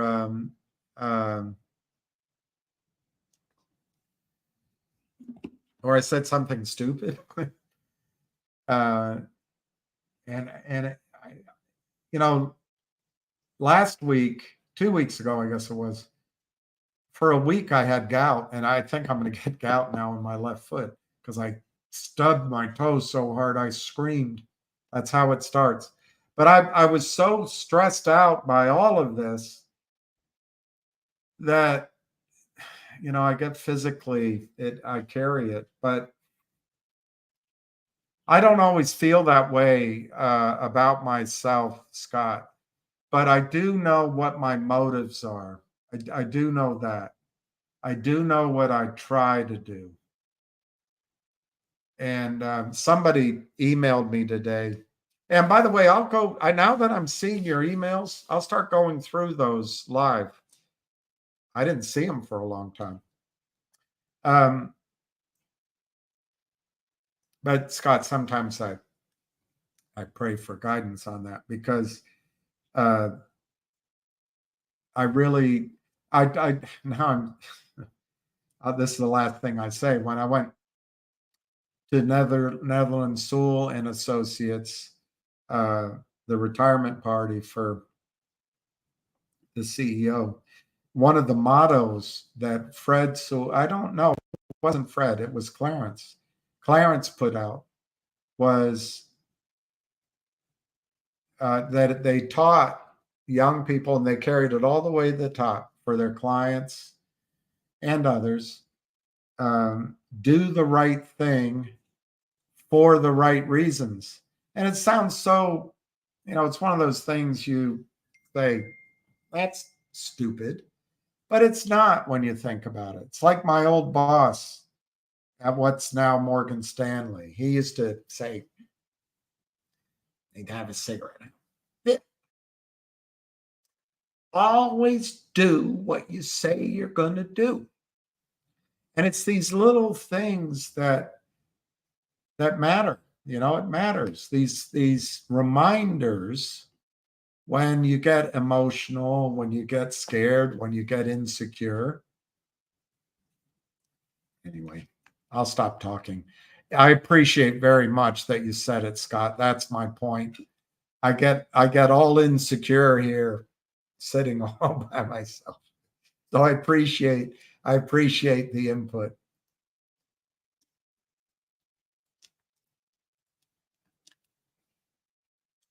Well, that's the Scott, that point that you just made, in history books, and I think he's lionized literally and maybe unfairly, because Winston Churchill was a great imperialist. He's a bit of a racist in that sense too. And as all great men going down in history, a lot of blood on his hands. But Winston Churchill also was a leader. And William Manchester's books, I wish he died of brain cancer, but he had a 3-volume set on Churchill. He didn't finish the last one. Another gentleman stepped in and did a reasonably good job, I have to admit. But the middle one was called Alone. And when you read it, it goes exactly to what you're saying. Churchill got up in the pit of the house, and he stood alone. He called out what Hitler and the Nazis, he called them the Nazis, were doing. And I think he stopped calling him Hitler. He called him that man or something. But he stood up, and no one stood with him, that I remember anyway. I saw, and I know I'm going to piss a lot of you off, but I saw Ted Kennedy do that once. in the Senate. I saw him do it. But then again, when it was the Anita Hill hearings, he didn't acquit himself very well. Joe Biden didn't either. But and I think on the Iraq War, Robert Byrd did it, even though he was a sinner earlier in his life. But I admire people. Tulsi Gabbard does it now sometimes if she get rid of that aloha. All right, we get it. You're from Hawaii. But I really admire people that stand up. And Scott, when you're in trouble, when you experience trouble, you'd be amazed. I am amazed. No one stands with you. One person might, maybe two. All of your friends walk away. It's amazing. And the final thing I'll say that on, Scott, the reason this whole thing started with me, I was sitting outside there. I went down to the SEC a few times. I went to NASDAQ. I went to the law firm. I tried to go to the other law firm. I think I went up to New York, and I was trying to help fight this short selling thing with Ham and this core of investors, but they were crushing the stock again. And I'm sitting, I didn't know what to do. So I sitting out there, I turned on, and I said, well, how would this work? I could go live. How? And I thought I was testing, and I went live. But Scott, the reason I did it was to stop it's not to tell people what to do, but to make sure people didn't have to make decisions in the face of fear and fudstering. But I also did it to stand with Ham and the few people that were fighting these shorts. So I tried to stand up, but you don't always know. You can look back in history, and would you stand up? Would you stand up?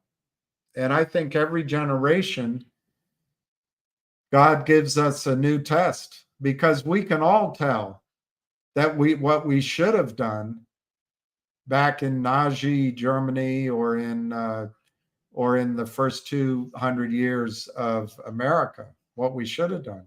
But it's the things we should be doing now. Those are the harder things. Anyway, thank you, Scott. I've rambled on too much. You got me going.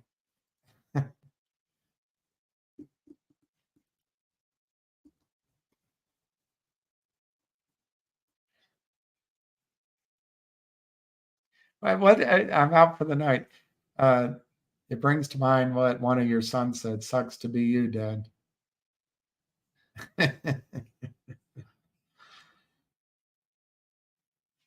Well, you got a good kid there.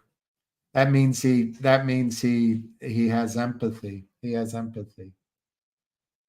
He feels for you.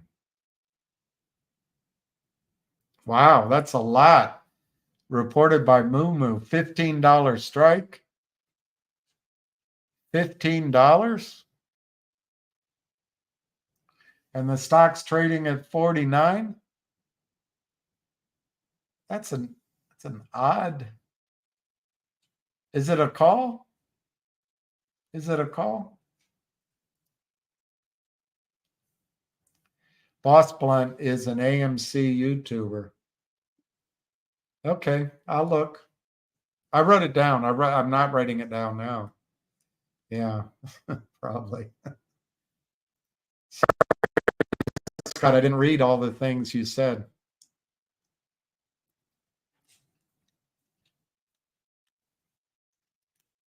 I agree with you, Scott. I really appreciate all your words here. I wish I had read them out instead of me talking. Sorry about that.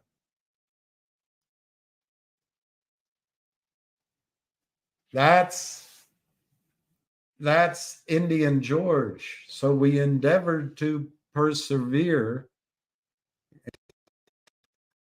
And Clint Eastwood just walks away. We got to get plumb down Mad Dog mean.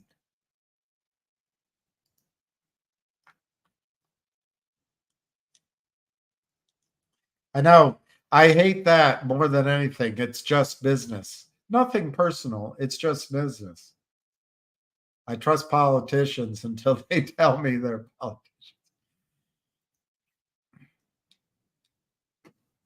Exactly, Scott. Exactly. Exactly.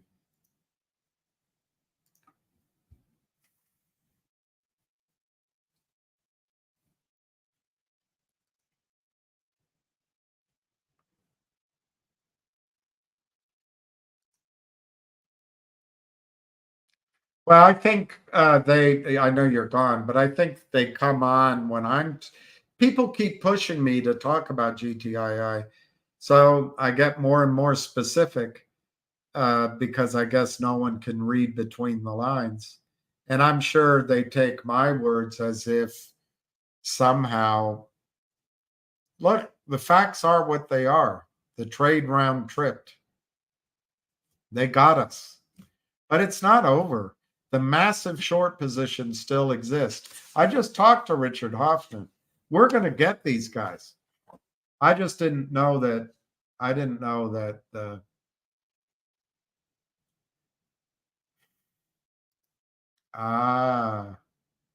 John, you're right.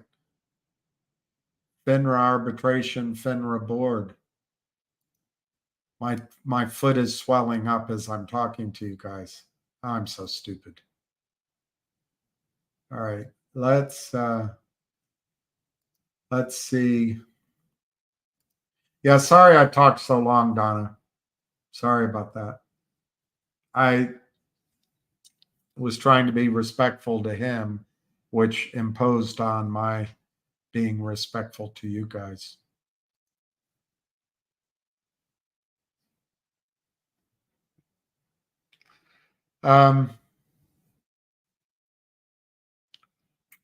Cougar, I'm tired now, but don't forget that. Let's talk about it again.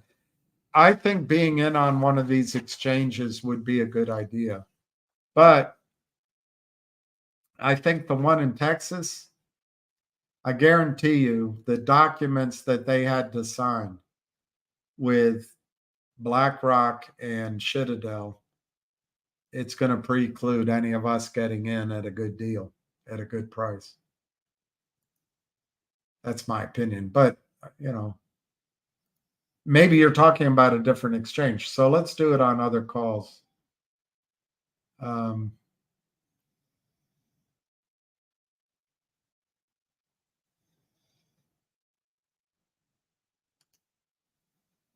David, sorry, this question's been out there a while. Can McCabe order a force transfer to AST?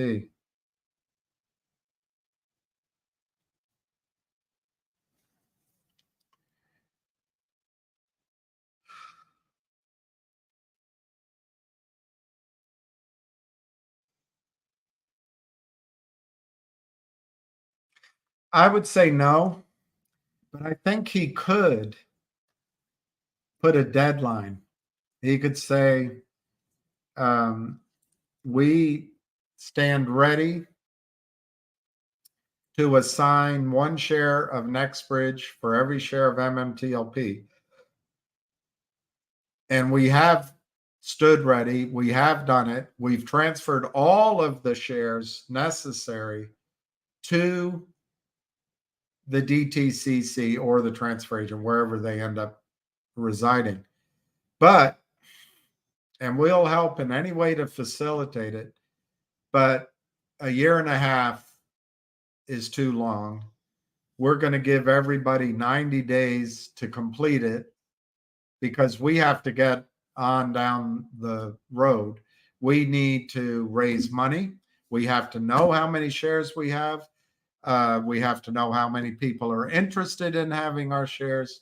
And it's time for us to shut down this exchange of real shares of Nextbridge for flimsy IOUs of MMTLP.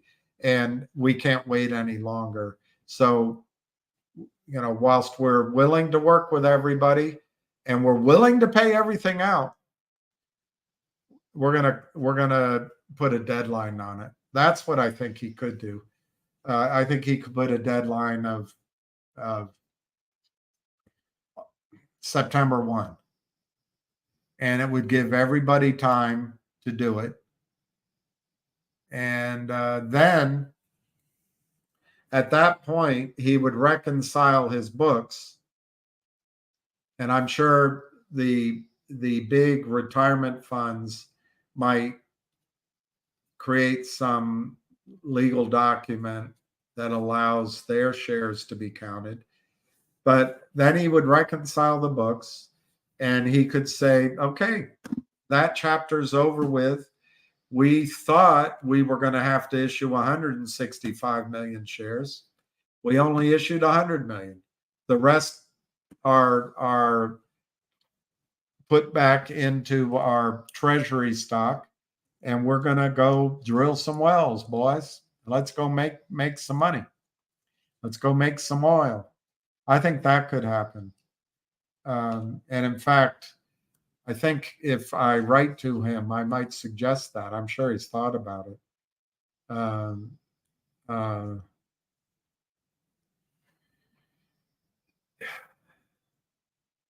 Something, we can't be in this limbo, David. You know, it's like having 1 foot in one rowboat and 1 foot in the other rowboat. You got to pick a boat, otherwise you're going to end up in the whitewater falls. You know. No, I don't. Smooth sailing. I don't see any bulls buying the stock. They may be, but the shorting, the selling and the shorting is happening. Smooth. We've talked, I don't know why we have to talk about GTII so much. GTII went from 9 cents to $9.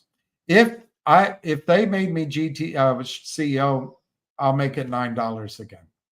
I think there's another guy that wants to do it now. So that's a whole level of trust and everything that has to happen. I don't know. I can't vouch for that. But it'll take time. You know, maybe the slogan would be 9 cents to $9 in 9 months with 9 deals. Maybe that would be our slogan. But we'll get it done. But you need to keep hearing it, don't you? Need it, smooth speaking.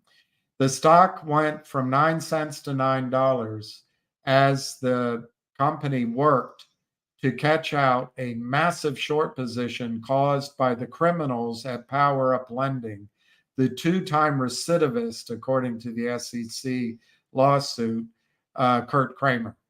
They sold 50 million shares into existence that did not exist.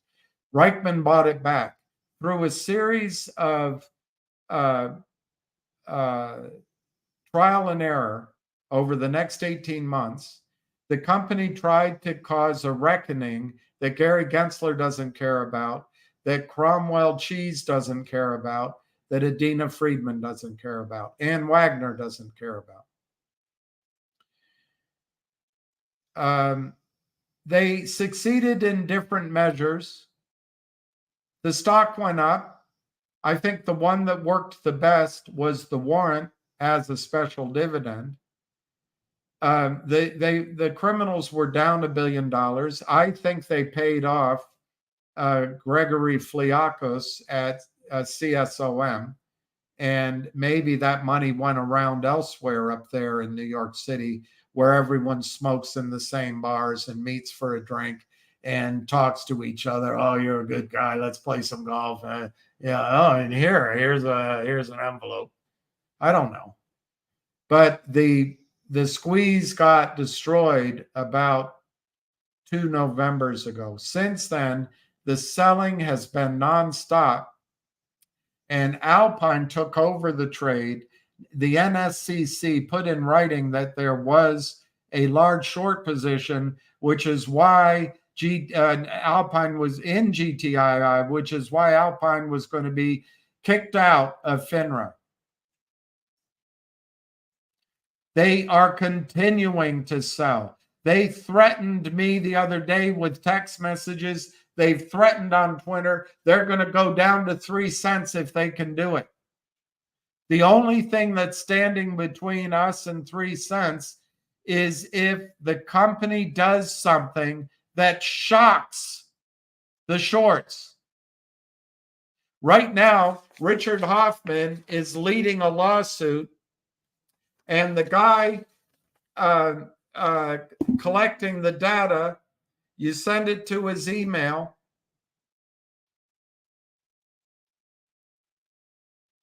And I think he's going to be the CEO. I think that's what he wants to be. I don't know if that's the right choice or not. It was offered to me, and I said yes, but I guess, time goes by.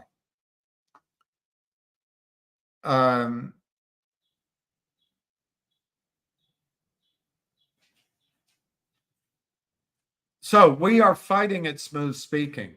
Now here's Smooth Speaking.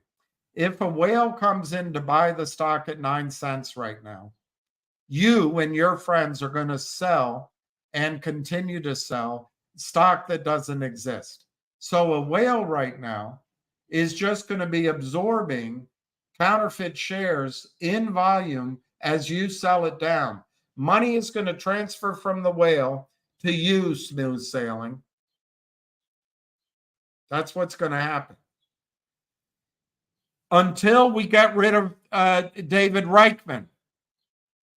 Now, I know what I would do if I were CEO. I don't know what this guy has in mind. But I do know that when Reichman goes, the share count's going to be reduced. I know the whales will still be there.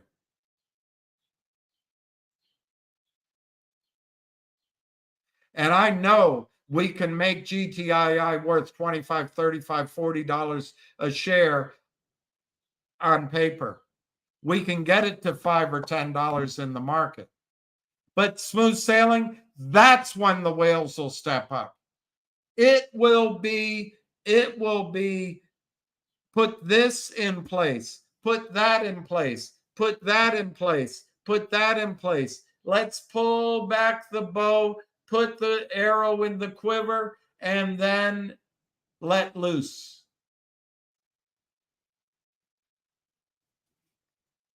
Release the Kraken. Smooth Sailing, if you don't understand that, you shouldn't be trading in the markets. For you and the rest of your friends here to be saying, why don't you talk about GTII? When's GTII going to go up? Why not? It doesn't make sense right now. Why? Because until Reichman goes, the tires are going to be spinning in the mud. And if they gain purchase, it's just by accident. It would be much better to stop the tire spinning, remove the driver, go get some gravel, get a few jacks, maybe bring in a bulldozer, move the car over onto the dry land, soup up the engine, change the spark plugs, change the tires, fill the gas tank, rev the engine, and then go to the races. Then you can make the stock go from 9 cents to $9 to $90. If you piss it all away down here while Reichman's still in charge, you're doing that. You're pissing it away.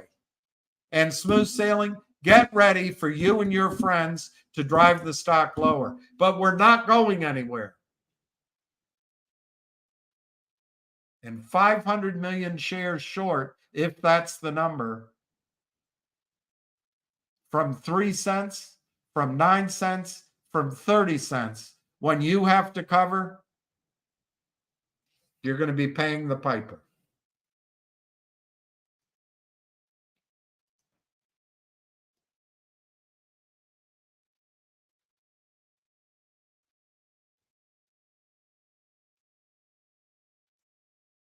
Hey, you know what? Smooth sailing. You're gone. You're gone permanently.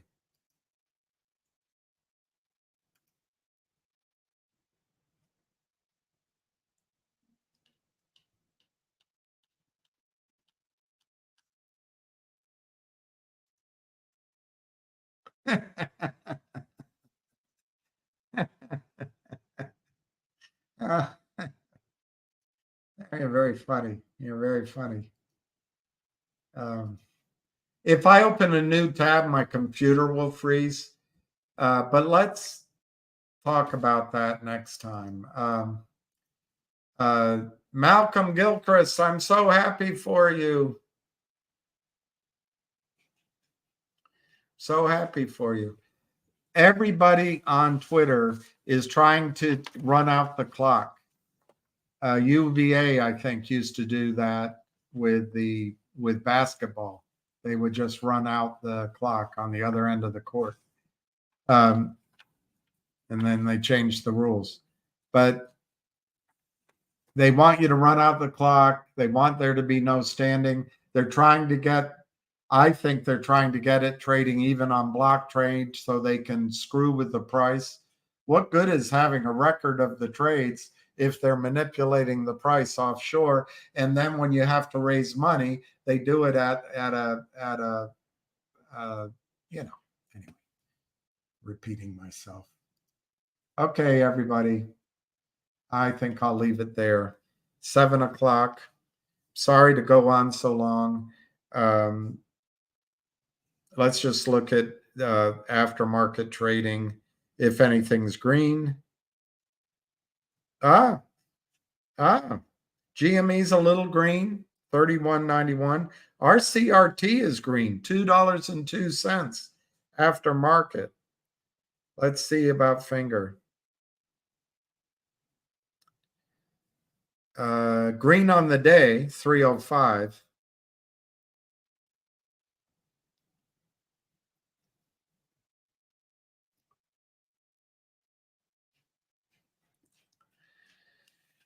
So anyway, we'll leave it there. I wish everyone peace, love, and happiness.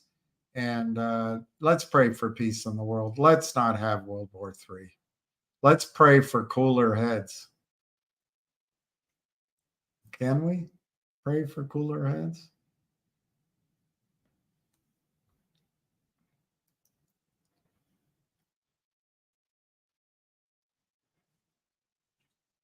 You know what, Lion? I think it all comes from the same group that are paid to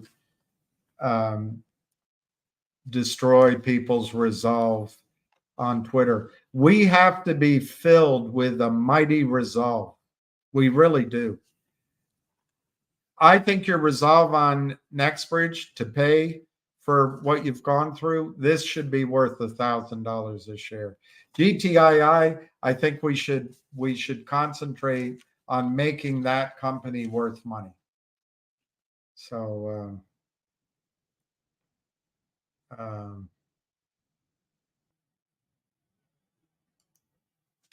all right. So I'm going to say good night to everyone. Sleep tight. Good night. Sleep tight. And now, I can't remember. It's the end of the White Album. All right. Cheers, everyone.